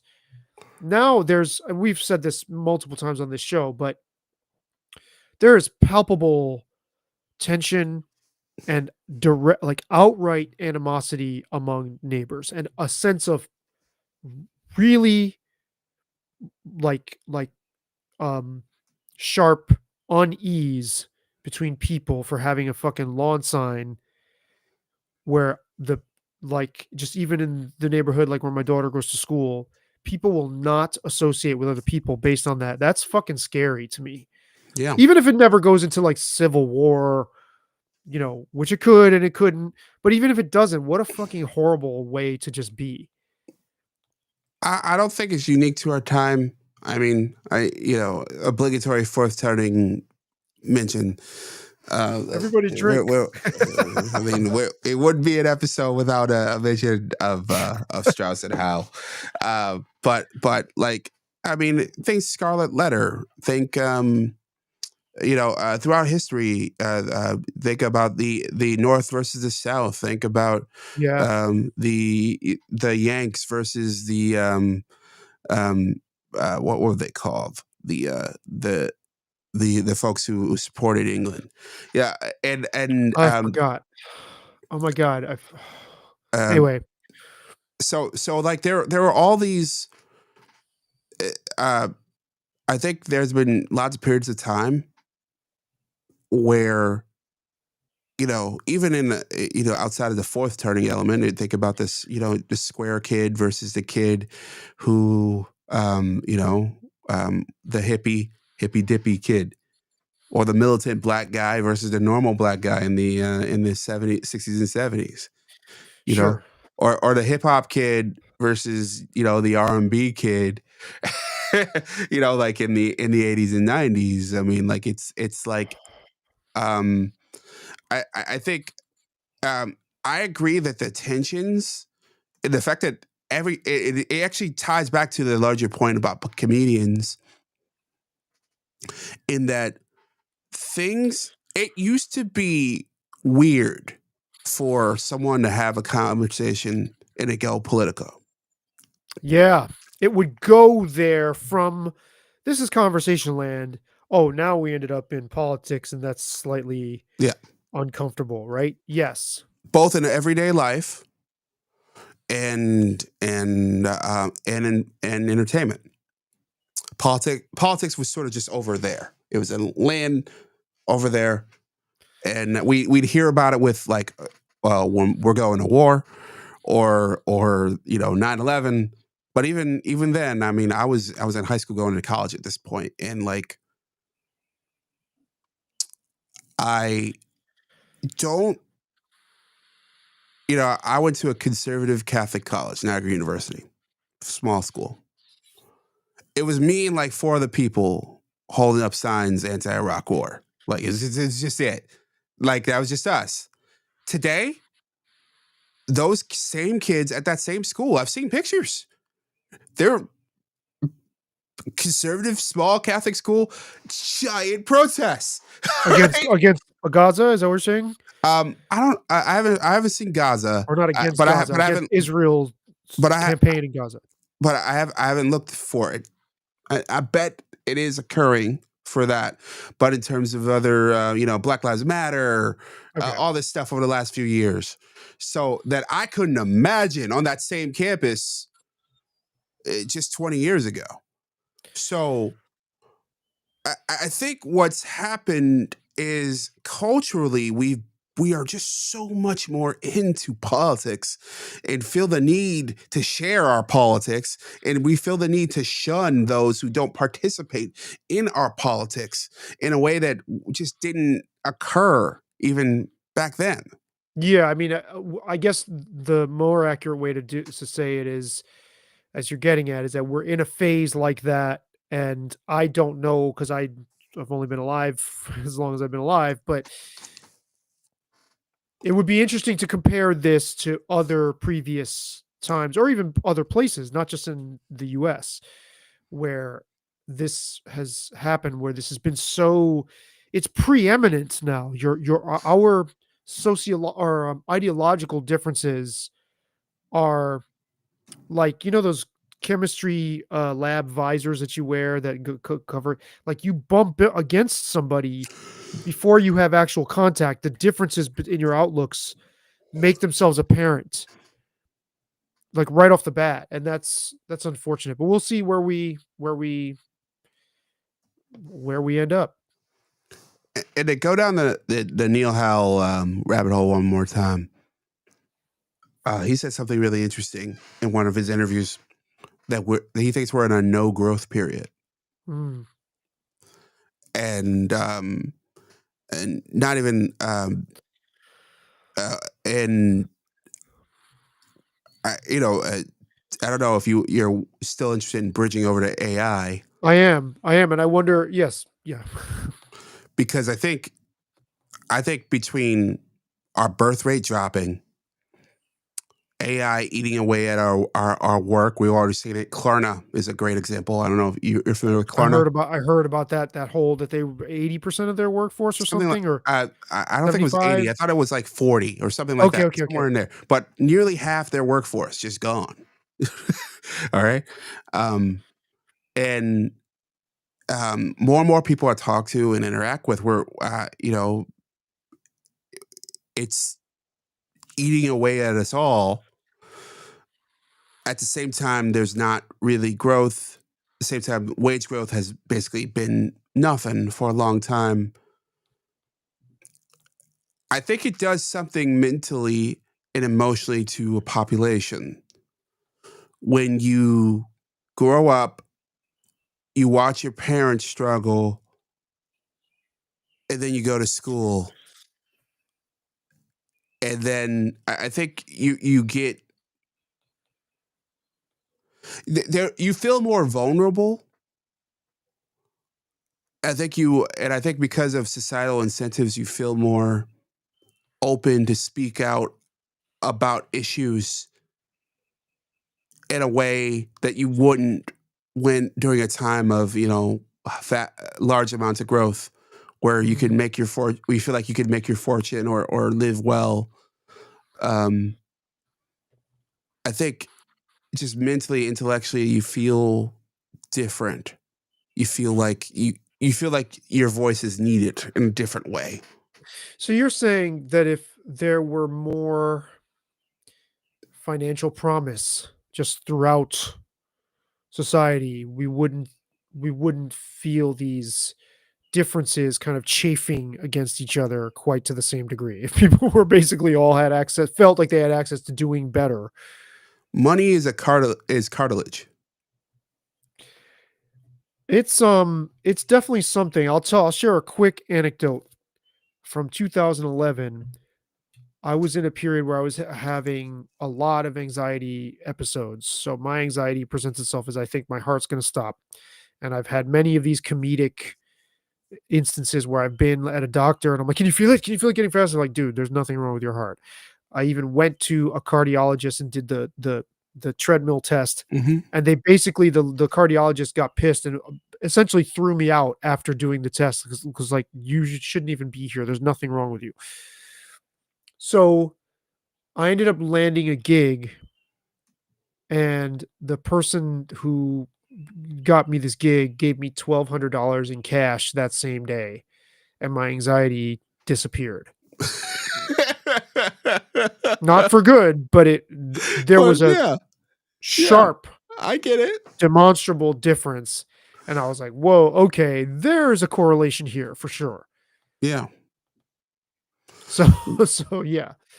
I think when culture and society feels unstable, I think, and when our personal, I've gone through periods of myself. I mean, you shared a nadir. I'll share one of mine.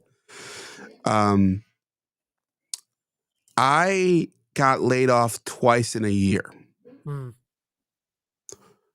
and uh, I it was actually when I was filming my first podcast.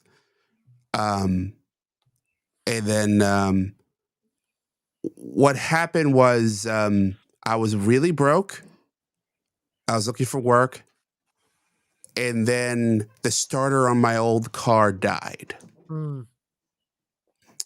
and it's on South Clinton Avenue. I was living in Rochester. I didn't have any off street parking, and it's February in Western New York.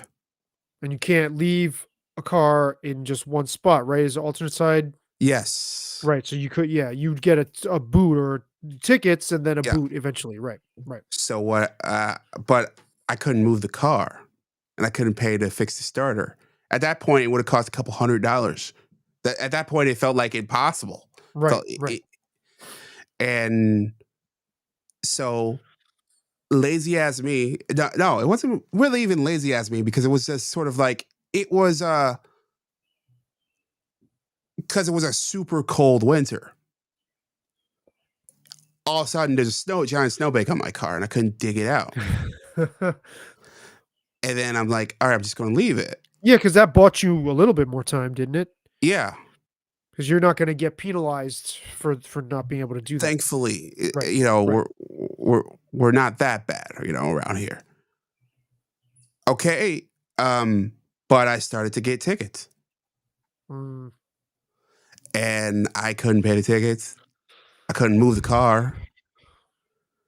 So, as it starts to get warm and I find a freelance deal, and I get I think I was out of unemployment because I used the unemployment for the first layoff. And it's like it takes like a year to or whatever it was. It was this weird window where like I didn't have any money. I was like totally money, couldn't pay my rent. Like I think I had to borrow money from a friend just to pay the rent, and just like what the hell? Everything's Right, you were falling apart. facing having to almost move into the car that you couldn't move to. Yes. Yes. It Yeah. was insane. And then I just remember like, fuck, my friend paid the rent for February. And then I'm like, crap, how do I pay March? So I just remember there, it's raining, it's cold rain, early March. Your I'm already prospects late are for rent. looking bleak. Your situation is dire. And I'm staring as I'm salvaging this car that's perfectly fine except for like a $200 starter repair. And I'm like, my heart is just like, boy, this might be the worst moment of my life. I lost to the apartment later that year. I remember I was moving out, and it was, and I was going to move into like a room in somebody's house, and I come out and I see my chair, and there's this bum sleeping in my chair, and I'd only been inside for like 15 minutes. We don't say bum, James. We say unhoused now. Bum. Uh, uh, no, Hobo. no shade to that dude. I hope he had a good time in my chair. But the thing is, like, man, I felt physically like this utter insecurity. Sure. I just as a person, I don't know what was at that point. I was like 30 or approaching 30 or some right around there. So I was.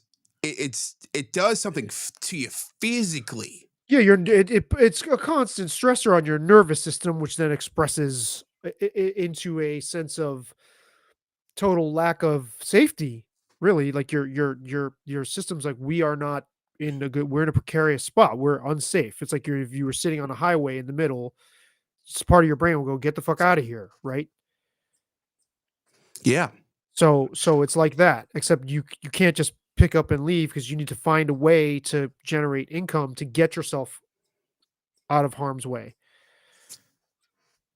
So what happened? What did you I mean, Um, it took a man to dig out of that hole. yeah. Phew. Um, so I freelance and I am. This is where I was editing this TV show for this church, Okay. and um I ended up living in this spare room of this house um of these guys who um no, this upper apartment of these two drug dealer dudes Whoa. who were obsessed with fish. So like Whoa. it's like fish like in so like there are fish tanks everywhere. Oh, Fish, the creature, not the Uh, band. I Not as thought you bad, meant the band. but it did smell like patchouli. But Okay. So they but were white drug dealers, is that what you're saying? yes, Okay, yeah, they okay. were white drug dealers.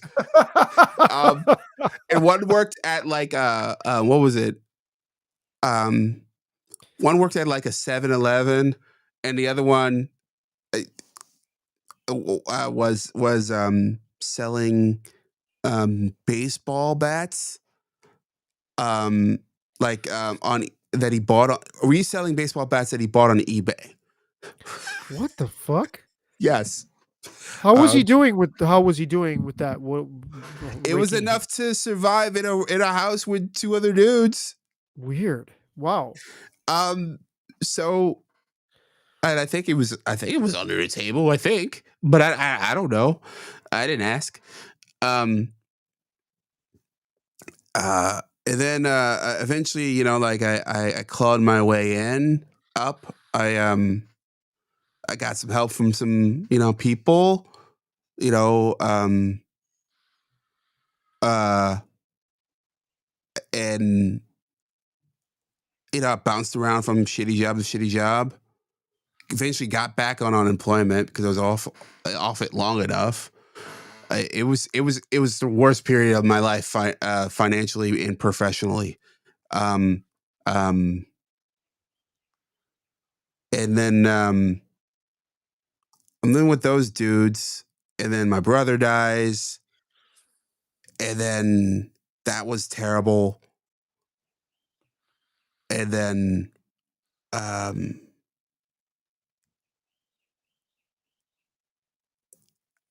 and yeah, I barely survived. Really? like like What do you mean you barely survived? well, I Okay, didn't okay. die, but like Well, yeah, you know, clearly. financially, I was holding on to the bottom rung. You Like I barely was, scraped by is what you're yeah, yeah, saying. Yeah, yeah, I okay, was yeah. like I was just total bum. It took a good like year and a half to sort of like climb out of that. Mm. Ironically, I'm that's I ended up working at oh yeah, I ended up working on a murder trial. Um, uh, You told me about that. You told me about that. but that's for another day. It is Um, quite um, gruesome, actually, yeah, that yeah. case, yeah. I, I ended up working on a murder trial. I had like a series of the weirdest jobs that on the planet. And then I met my girlfriend in the period, my current girlfriend, right in the middle of all that. Um, and I delivered pizzas. I was working at Home Depot, and I was working at this law firm and when I met my girl, and then it, w- that was sort of the last 6 months of just like awfulness. Eventually, I ended up working. I got a full time job. Like so, like yeah, it was like good 2 years of just utter just madness Wow. and bottom rung life. So yeah, it does something to you physically and mentally, and I think societal wise, I think we've gotten much poorer than we realize. Just to go back macro, Sure. the you know people my age, I'm 41, just turned 41. Um, you you entered with the financial crisis, and you see your colleagues get you know get laid off, or you get laid off yourself, and your wages get stunted. Um, and then you know I talked to so many people. My example there was sort of an extreme version of this, but there's most millennials I know have been through some variation of some degree of what I described, where it's just like you're just either dealing with this long period of unemployment and just this lack of belief in the system. Well, yeah, I was gonna ask you, which generation is it that feels totally hopeless about even having home ownership in their future or career, or is it Gen Z that feels aware? Or is it like which is millennials? Because millennials are already out of the house. So But home ownership, a lot of us are buying houses. right. So aren't you're saying? Yeah. Yeah.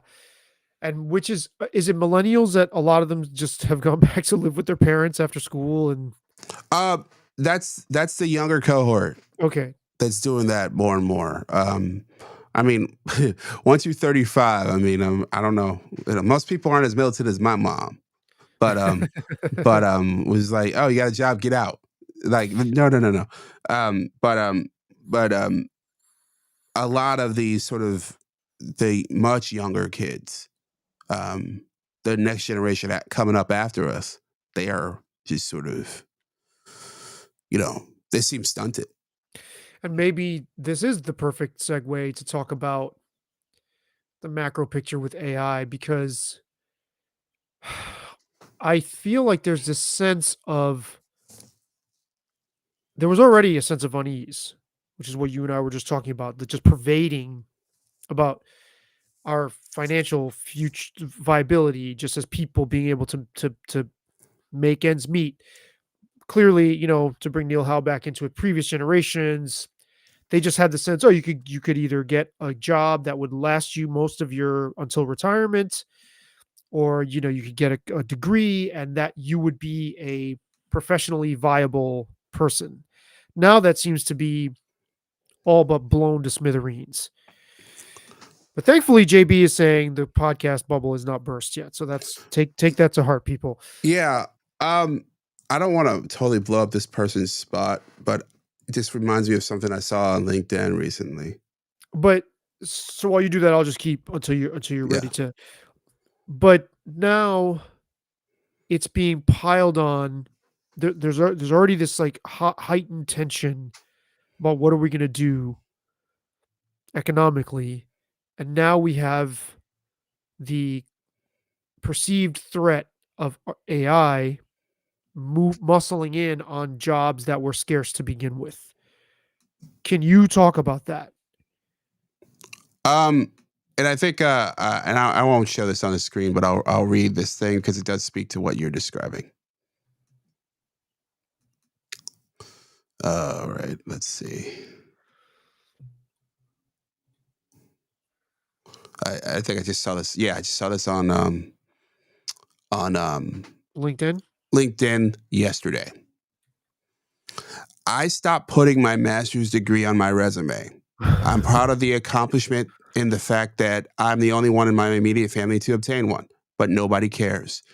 And I'm sort of starting to not care either. 2 years postgraduate degree. I've worked at a call center.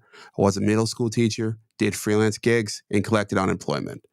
I've been rejected from all kinds of entry level roles only to be where I am currently, a temporary position, no PTO or health benefits, and making slightly above minimum wage. Oh, and them loans I took out for that degree, they're overdue. Just being transparent. Whoa. And that's somebody who put their name, they put that on their fucking LinkedIn. Which is an extreme, but yeah. Yeah. Crazy, right? Yeah. So I think that speaks to sort of where you were going. I think there is this.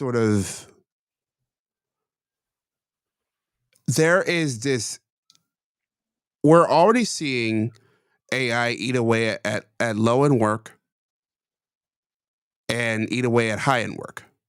Hmm. And I think it's also we're going to get to quickly. It appears a place where it's going to eat away at the middle as well.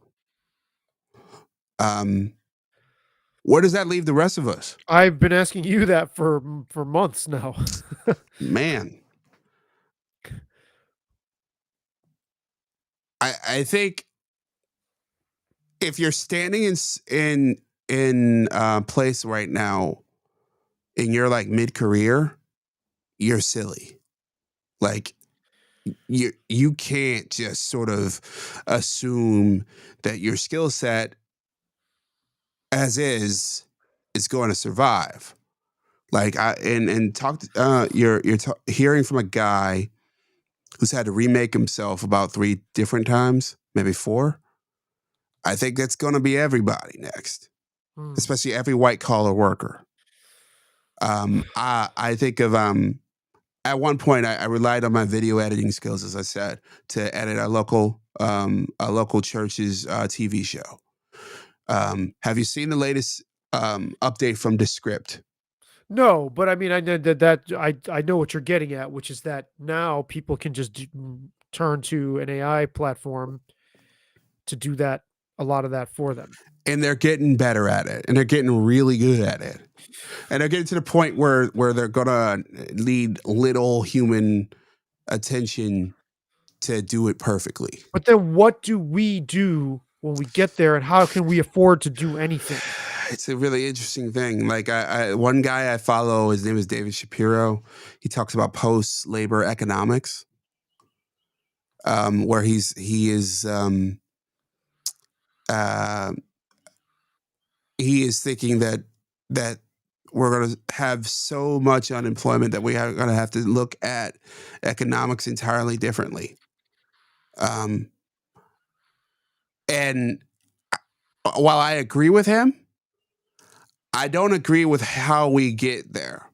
He thinks that he is more altruistic, at least thinks that the system is more altruistic than I do.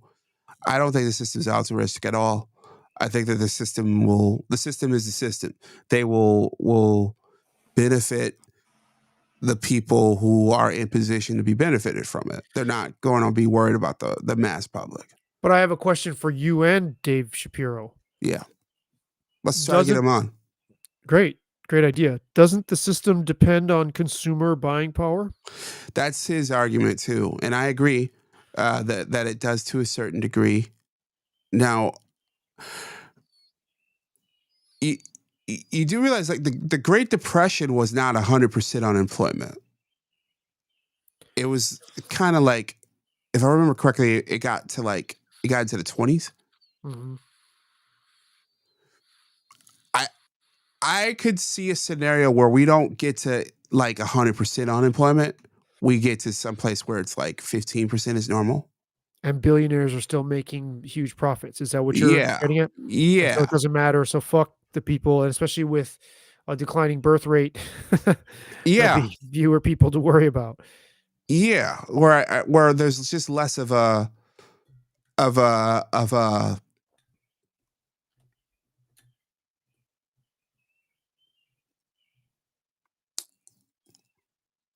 where everything just sort of slows down a bit.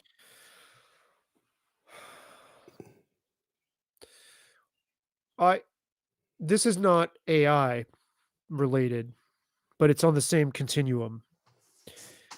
James and I live in a city, the birthplace of a supermarket named Wegmans, which, if anybody's listening from the New York City area, then you know about it, because there's a Wegmans in New York now, and there's in Philadelphia and as far south as Virginia. It's an awesome supermarket chain in a lot of ways, but they are really moving full speed on replacing the checkout cashiers with self-checkout. And now it's the Wegmans I go to. There's like they've expanded the self-checkout area to the point where like 3 whole lanes of that used to be cashier operated are gone. It's really noticeable when you're there. And I just wonder, it's like, the more you chip away at jobs for people,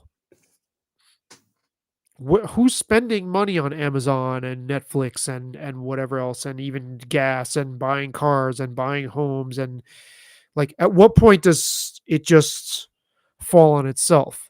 But I wondered the same thing during the pandemic, and I guess the pandemic, all this money went upwards. I was like, well, how the fuck are these people making money? Where's the spending? And billionaires still made out like bandits then too. I still don't fully understand how, but they did. Oh, I think there's a few things that happen, and I think that that's a really good analog. There was stimulus, so we didn't have full UBI, but we had variations of it. Yeah. Student loans paused, rent and some mortgage payments paused depending on your circumstances. If you think about that, that's giving a massive raise to a lot of Americans by just doing that. And then on top of that, there was a massive uptick of unemployment in terms of unemployment wages. There was, if I remember, there was like a $500 bonus. When did I get unemployment? When I was left USA Today. So let's say, I was getting an extra 500. Think about that. So I think the top end is like $500 in New York State a week, and then think about having that doubled. Sure. All of a sudden, you get into the point where you're not wealthy, but you're not hurting as hard as much. That you got a little bit more cartilage in that knee as it's moving. Um, so, and they were extended, meaning federally extended. So the periods where they were receiving this weren't 10 weeks or 15 weeks or whatever. It was a year in a lot Yeah. of cases. Yeah. So all this money slushed into the system. Not enough to make you wealthy, but enough to make you feel good. That you could spend it, to think that you could spend it. Yes. So what happened is my money did make it back up. Also, I left out the PPP loans. Oh man, the PPP loans, people got away with it because it got to a point because based on your losses, you could apply and the government will give you a certain amount of money to like just survive. And sometimes, in some cases, that was millions of dollars or tens of millions. A lot of cases, it was tens of thousands. And I'm not saying anything's wrong with it. I'm saying that that's what happened. So what we did is we escalated a policy that we had been doing over the last couple decades, where we printed a shit ton of money, and we gave it to the population in different ways. And that is one scenario as AI hits and sort of hollows out the workplace more and more, where that student debt jubilee that the Trump administration has, doesn't want, and that a lot of red states fought. I think it happens.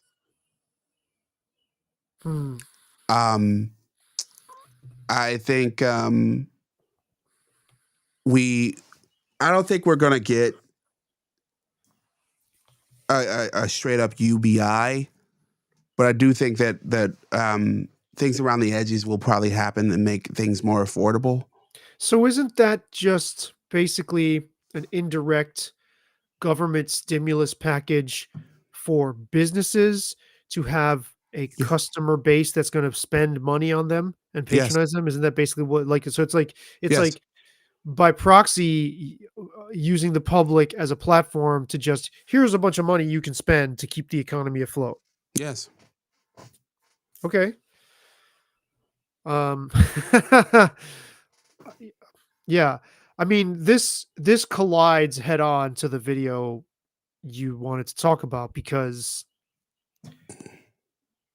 I'm just flabbergasted and frankly disgusted at the tone of the video. I was like angry, and I only watched 60 seconds of it. I didn't. Okay. It's like 8 minutes long or something, right? Something Yeah. like that. Yeah. Yeah. I So, bailed on that. I was like, "Fuck this." so you want to play a little stop the tape? Yes. Yeah. Yeah. All right. So whenever you want to stop the tape, just speak I'll up. just raise my hand. Yeah. I think we have the opportunity here to kind of completely reimagine what it means to use a computer.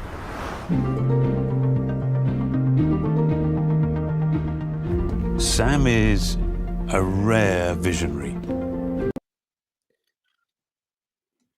Okay, this is where it first got kind of like, all right, I'm James Brown. I have James Brown Corp. I'm gonna make a propaganda video about James Brown Corp, and I'm gonna have one of the Coppolas film me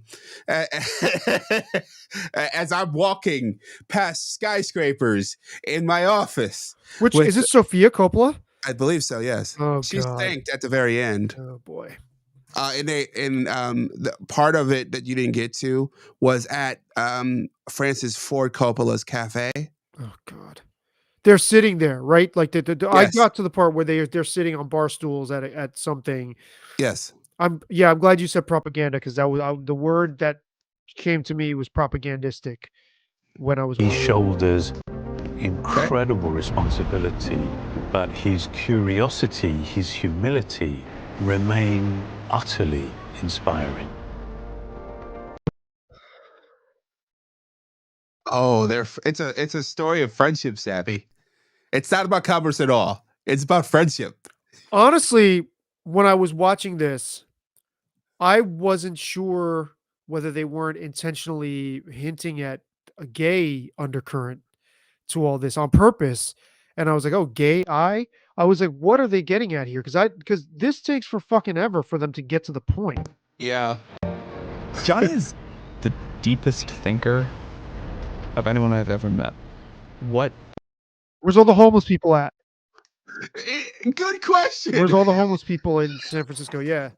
Did they Maybe shovel? this is Did what they street clean them off? Did they like have a shovel-headed vehicle just like sweep them like to what the happened side? with Chairman G?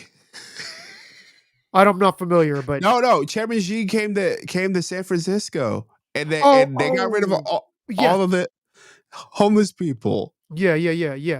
Okay, um, yeah, like, ugh.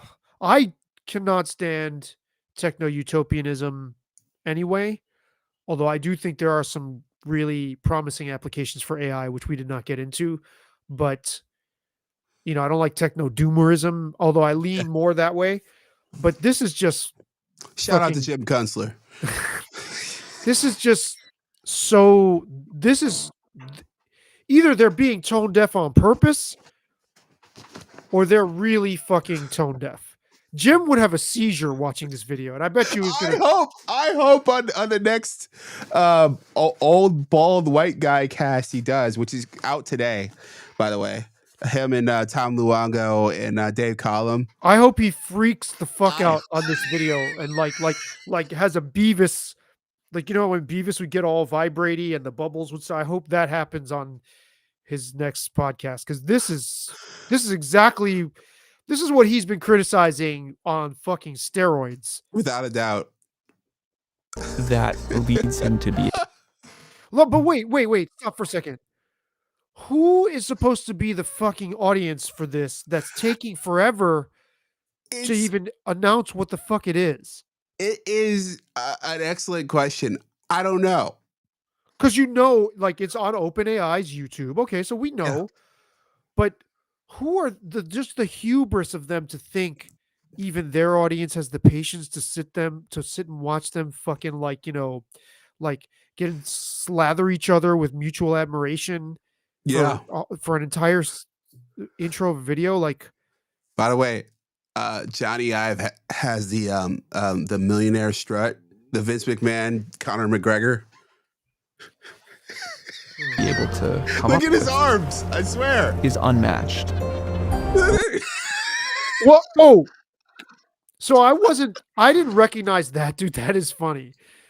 That I asked you this at first when you texted me this. I was like, are those dudes even real, or are they AI deepfakes to show us that AI can do this?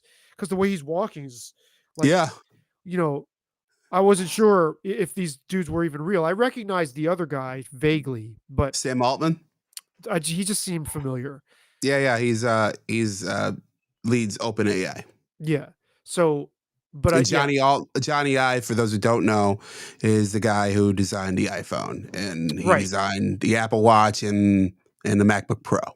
So they're gonna get together and fucking basically like do the career equivalent of Touch Tips and have this like techno company baby that is supposed to promise us what exactly?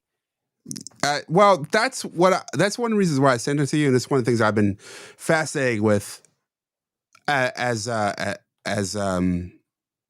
the last few days. So I want to maybe we'll fast forward and get to that, Or just but let it play without us fucking interrupting every 10 seconds. I'm having fun.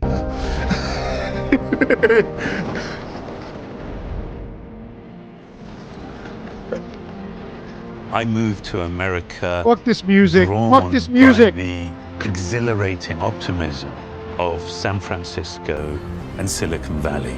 It's beautifully shot. We are sitting at the beginning of what I believe will be the greatest technological revolution of our lifetimes.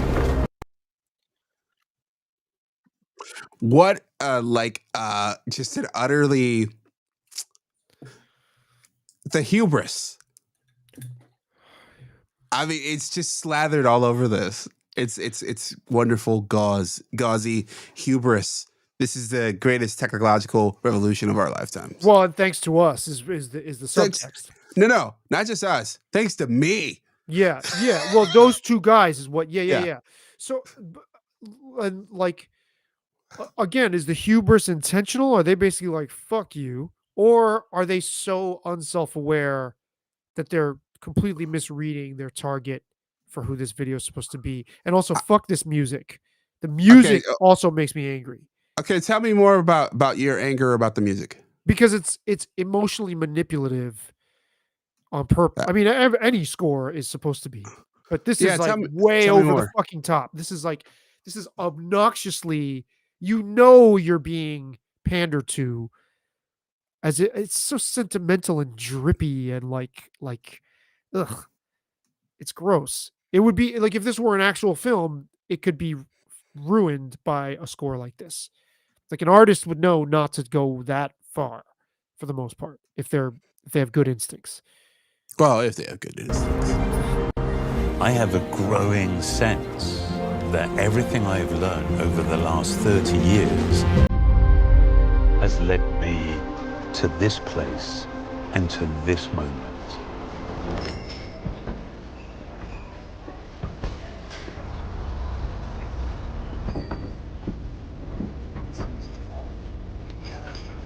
I love how Sam Altman doesn't dress fancy. Yeah, that's no doubt. Good, how you doing? Good. Now, what the fuck? Okay, do you what? Espresso and whatever, like what? Why? Yeah, no need. And as we listened to this, I was watching this before we started, and I was thinking, did they have people? You think they hired actors to be in the cafe? Probably. It looks. And then cleared them out. I don't know. Because if you just listen to the next stretch.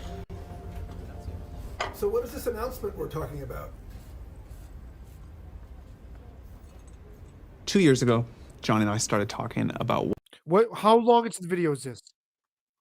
How long is this? Into the video, did they say? So what is this announcement you're talking about? When did it? How long did it get to the? Oh, just about 2 minutes. Yeah.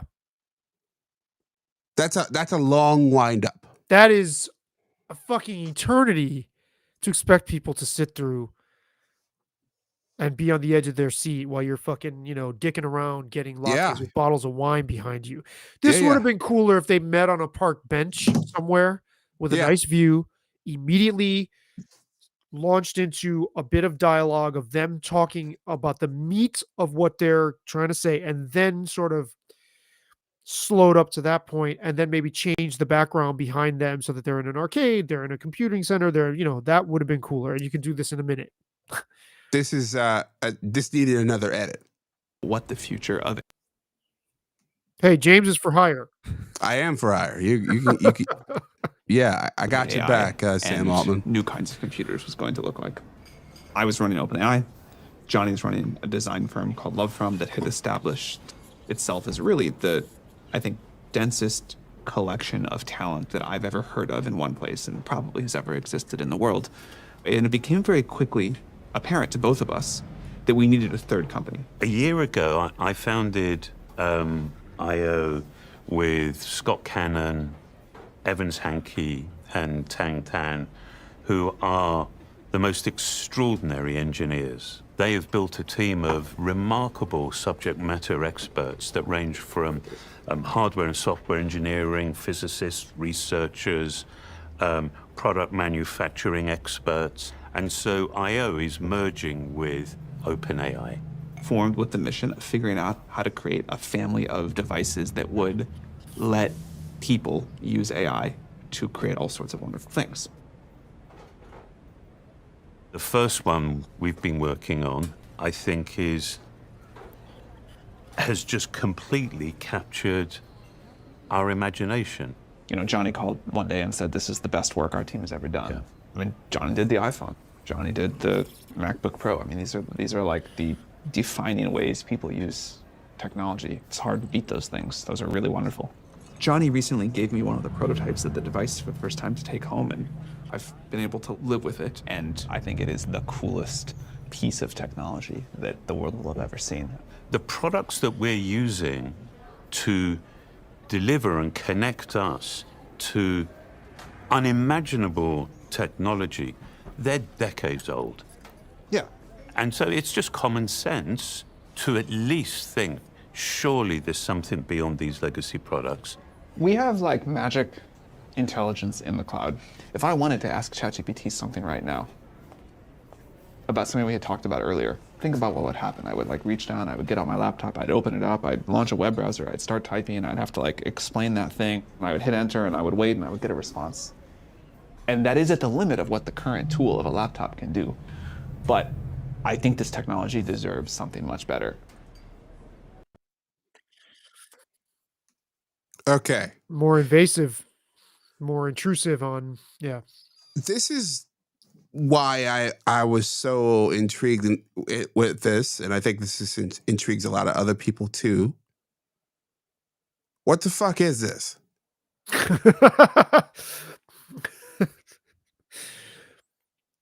Because there was also a news article that came up. I think it was in the New York Times. Jony Ive and Sam Altman interviewed there and a few other places, and then there was a leaked audio of an OpenAI meeting that claimed that it wasn't glasses, that it wasn't a phone, that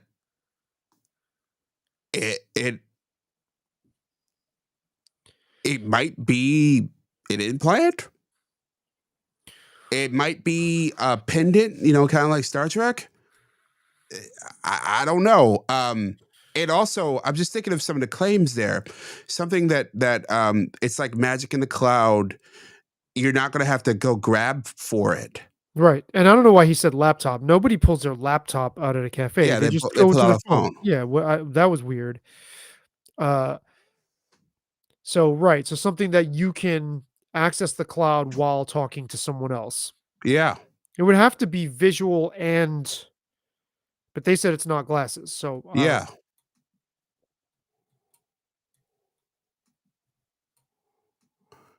And I'm wondering if this is going to be like Segway Scooter. remember? I don't know remember? what that is. No. You don't remember that? No. Dean Kamen. Nope. Back in the late 90s, there was this Dean Kamen, this inventor, came out and proclaimed he was going to change the world. He was going to create this thing that cities could be built around, and it was going to be massive and giant thing, and it was the Segway scooter. Okay. You know what a Segway scooter No. is? It's one of these scooters that you can stand on and you lean it and you can. Oh, yeah. Sometimes police use those. Yeah. Yeah. And when that was announced in the late 90s, this inventor was like, oh, yeah, we can remake humanity around this thing. Right. So, We can do so civic it could design differently and get around differently. And so it could be something, that's a dud like that, but I am willing to, especially when I've worked with Claude and ChatGTP and Gemini and all these AI platforms, I'm willing to at least explore what else this could be. And I figure we'd have a brainstorming session. do they not reveal it in the fucking video? No, not at all. It's next year. Wow. That's gross. So their goal here is to generate anticipation. Watch.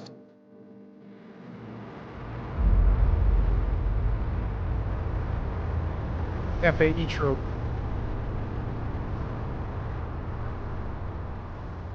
And I think it says it here, I think.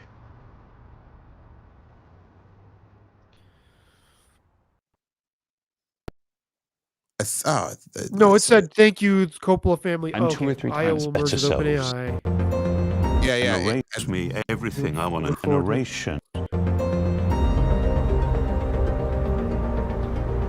Yeah, I think it said it's next year. Yeah. Okay.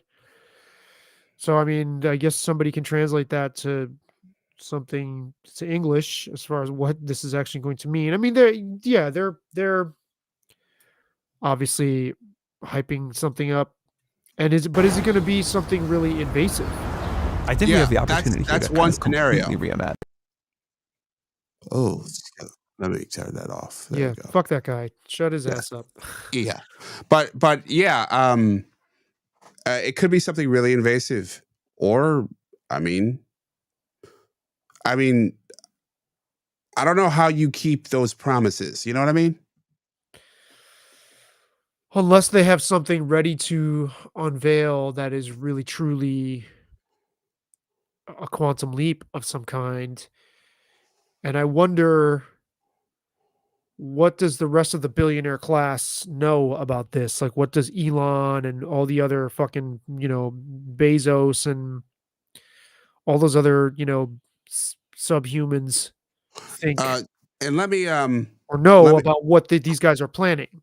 and let me bring up an article that helps us get a little bit more detail. All right. I don't know. 100 million AI companion devices. Yes. All And right. they're not XR glasses. Now, do you think these guys leaked this on purpose? It's possible. Um, the product will be capable of being fully aware of a user's surrounding in life and will be unobtrusive, able to rest in one's pocket or on one's desk, according to a recording of an OpenAI staff meeting reviewed by the journal.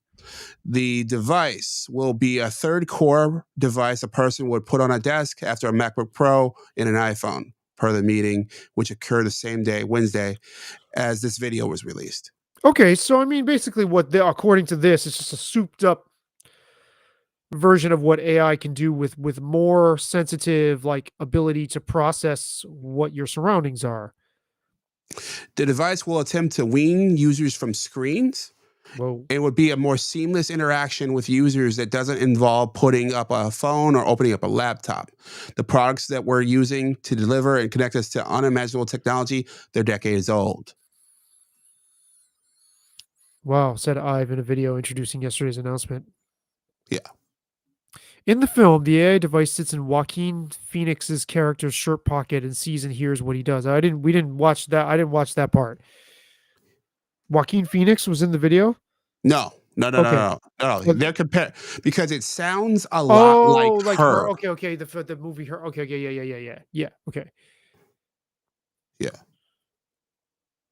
So this is the other big rumor, which is OpenAI and Ive will not be the first company to attempt to create such a device. The Humane AI pen, which Altman invested in, recently tried to disrupt the entire smartphone paradigm and flopped spectacularly. It was led by former Apple executives, but they weren't Jony Ive and they weren't Jony Ive, and Humane didn't have OpenAI's level of investment and influence.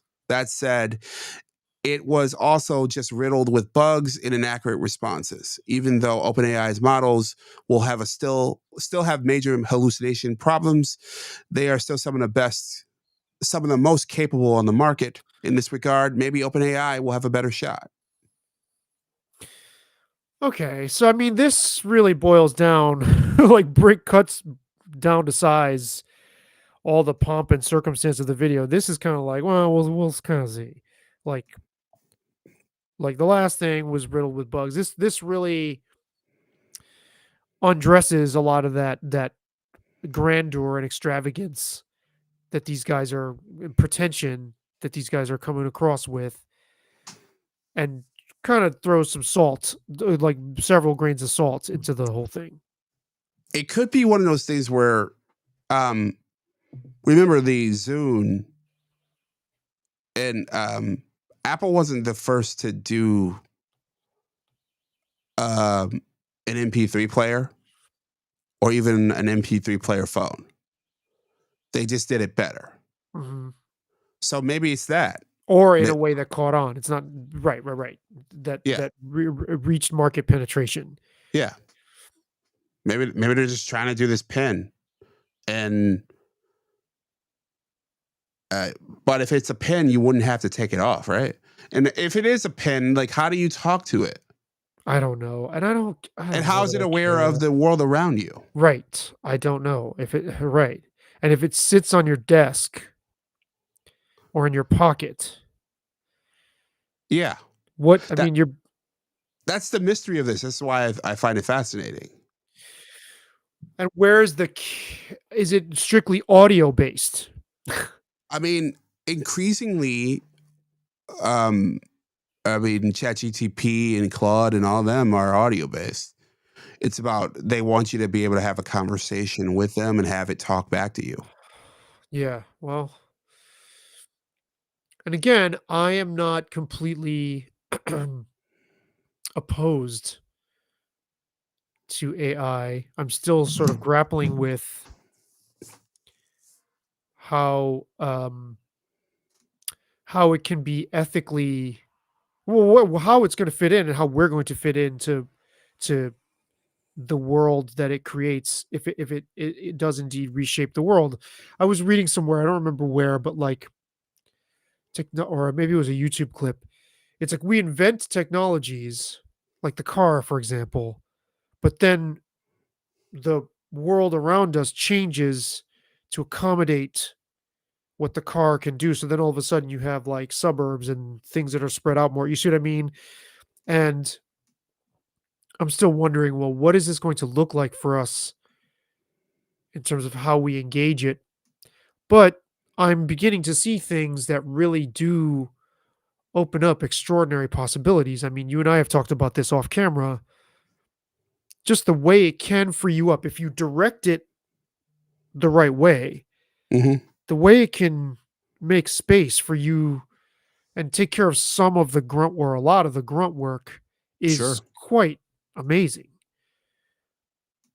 And what kind Agreed. of Faustian bargain are we making to get that? I mean, I've heard lots of people say, "Oh no, the threat of it is exaggerated." Blah blah blah blah. Blah. It's like okay, I mean, maybe so, but I want to.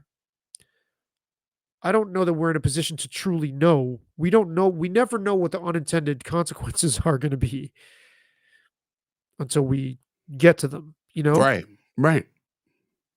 Like I don't think people thought. I mean, I guess Neil Postman kind of, had an idea, but this whole dopamine rush, social media, smartphone sort of world. I I think if we had this conversation 20 years ago, we probably would not have anticipated it to get this bad. Right. And so for people to just kind of shrug off and say, "Oh no, no, no," about this thing that can do like really miraculous stuff. And then say, well, it's limited, it can only do so much. It's going to somehow be able to do more than than it had been intended to. There's It that already is. how so? I mean, I think that um like Claude, the Anthropic model, um apparently it could do a task for 7 straight hours without human interaction or correction. What do you mean do a test?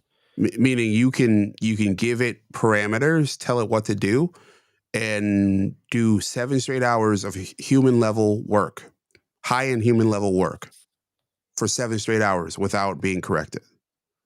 Whoa. Okay. And that was not originally that's beyond what its designers I mean, thought it could do. Is that what you're saying? what's happening is they keep testing and they keep pushing these things and they keep giving it more compute and seeing what it can do. Okay. Okay.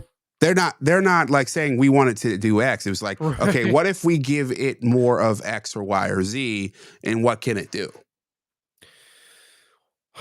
And what happens if, and I can already see certain people who either are or they claim to be very well versed in computer science, and to those people, hats off to them.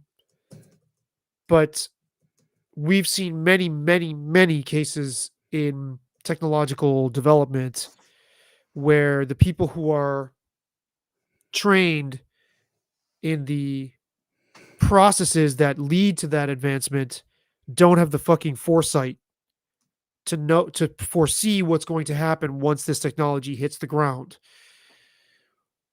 What happens if these things break free of the constraints that are put on them? And also, you have to think governments are using these for like warfare purposes Well, against other governments. So or they're they, designing or their they will if they haven't. If they haven't, they will.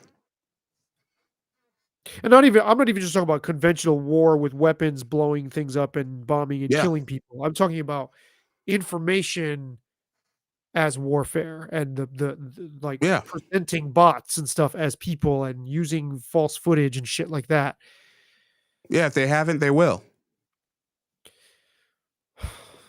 Yeah. Well, I mean, I just think of remember that Eminem video Mosh when no, I've Eminem never did seen it.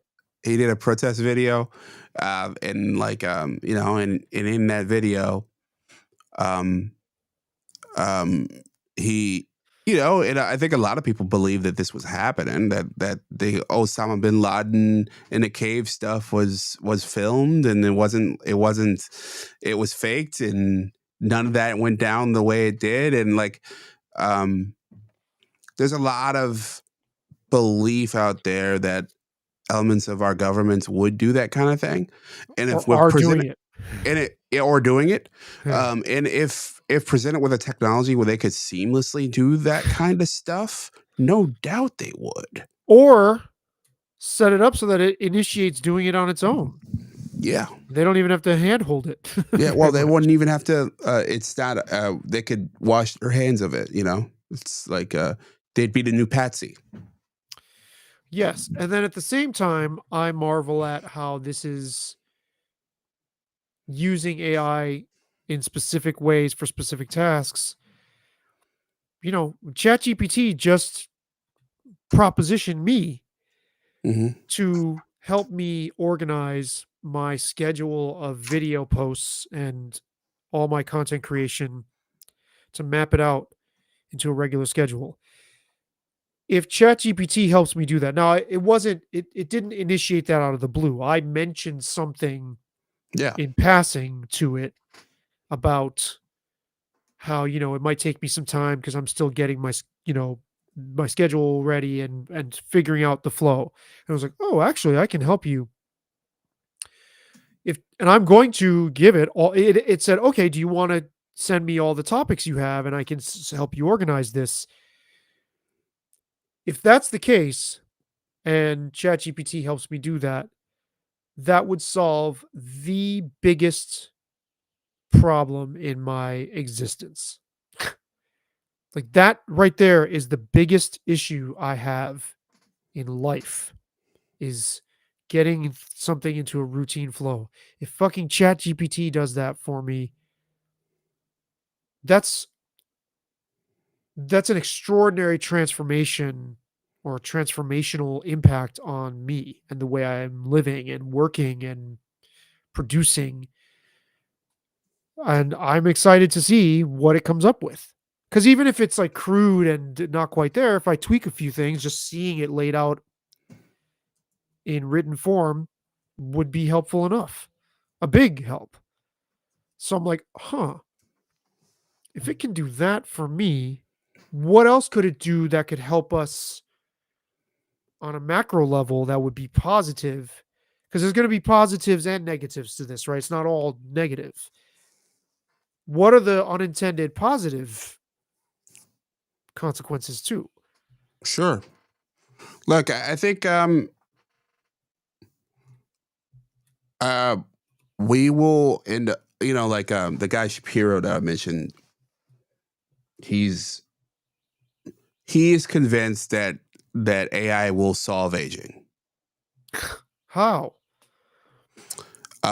We're already using it, and Sam Altman's talked about this a lot. A lot of schools and researchers are already using it to speed up their development of drugs and Oh, okay.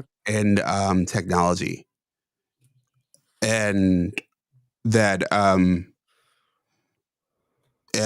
about, you add things like CRISPR that already existed um, and also obviously mRNA, that existed pre AI. The amount that you could speed up, because I think that's the most powerful thing about this, is what you're describing is something that and it helping you through as you do your work. It's you speeding up your process of doing the work. Just imagine applying that to something like a researcher. Like what happens is, like, I think of the Viagra story is perfect, right? Viagra was supposed to be, like, I believe, a heart drug. Hmm. And it turned out to be one of the most profitable, obviously, an erection pill in the history of mankind. So it's in but they were trying to do one thing, and it actually got to a different place. Right. I didn't And know that, but yeah, and that's not the only one. There's a lot of cases of that in terms of development of medicines. Going to the moon, we develop all sorts of products. We should be trying to go back into space, not even because Elon wants us to occupy Mars, or Trump wants us to go back to the moon. We should be trying to do that because it pushes us to come up with solutions. And when we try to come up with solutions, we come up with a bunch of interesting new stuff. right, not That necessarily to the solution to the issue we're aiming for, but other solutions. well, It's collateral, not damage, collateral benefits. yes, it's both, right? So, like, we come up with in those cases, we did go to the moon, I do believe, and going to the moon. We did. Um, um, as we develop things, as we attempt these big things, it's shoot for the moon and you'll be among the stars, right? So you see other stuff, you achieve other stuff along the way. I think was it Reynolds Wrap and other things that were developed along as we developed technology to go to the moon, like No, I tons of didn't know different that either. stuff, a bunch of different stuff. So I think ambition gets us there. And I think applying ambitious people, smart people, people who are trying to do big things to technology that can make attempting those things easier, will end up with things unimaginable. Maybe like a pendant that can talk to you and listen to the world around you. We'll see. I mean, yeah, until these guys pony up with whatever it is they have planned. I mean, that sounds less extraordinary than, again, that the article Yeah. it sounds a little kind of almost ho hum. Yeah. So maybe the article doesn't know. You know what I mean? The author of that article doesn't know. They're just taking a guess. Unless that little device is powered by a form of AI that has not yet been, that is somehow exclusive to them, Yeah. that they've done the research and come up with something that is, they've got some sort of corner on the market for some process. I don't know. We'll see. Yeah. So you want to wrap this up? Yeah. Whoa, I- we went 43 minutes. Two 2 hours 43 minutes. 2 hours and 44 minutes. 2 2 and hours 44 43 minutes. Yeah. Yes, I am going to on a completely different level, going from the sublime to the ridiculous. I'm about to record my video review of the deluxe box set version of Metallica's album Load, which comes Oh, with 245 bonus tracks. that's insane. You should go track by track. I would need AI to help me get through it. You should do that. I mean, I swear you would be like the king of Metallica YouTube if you did track by track Load. I mean, I'm glad it's a long weekend. I don't know how I'm going to digest that all, but yeah, I already have a lot to say about it, and I haven't even listened to this gigantic. I mean, like to do a track by track video, I would need to write scripts and have AI in my visage narrate them in my voice, You could do that. and I should say that that's what it is in the video so that Yeah. people know. And Well, I mean, what you could do, I mean, you've written a ton. You could upload in a project like Saby, like a ton of Saby articles, and then have it like work with you in your voice answering the thing. yeah, but it can't know what I would think of that music. Obviously Yeah. not, right? But So it could maybe that help little you. box can that they're. It could help you with your tone, I would think. Yeah, we'll see. Yeah. Man, but who would watch a track by track Uh, rather than listen to the actual thing? Because this is what because I'm. I mean, there's a whole other version of this that I thought we may have gone down, but that we didn't, and I'm glad we didn't.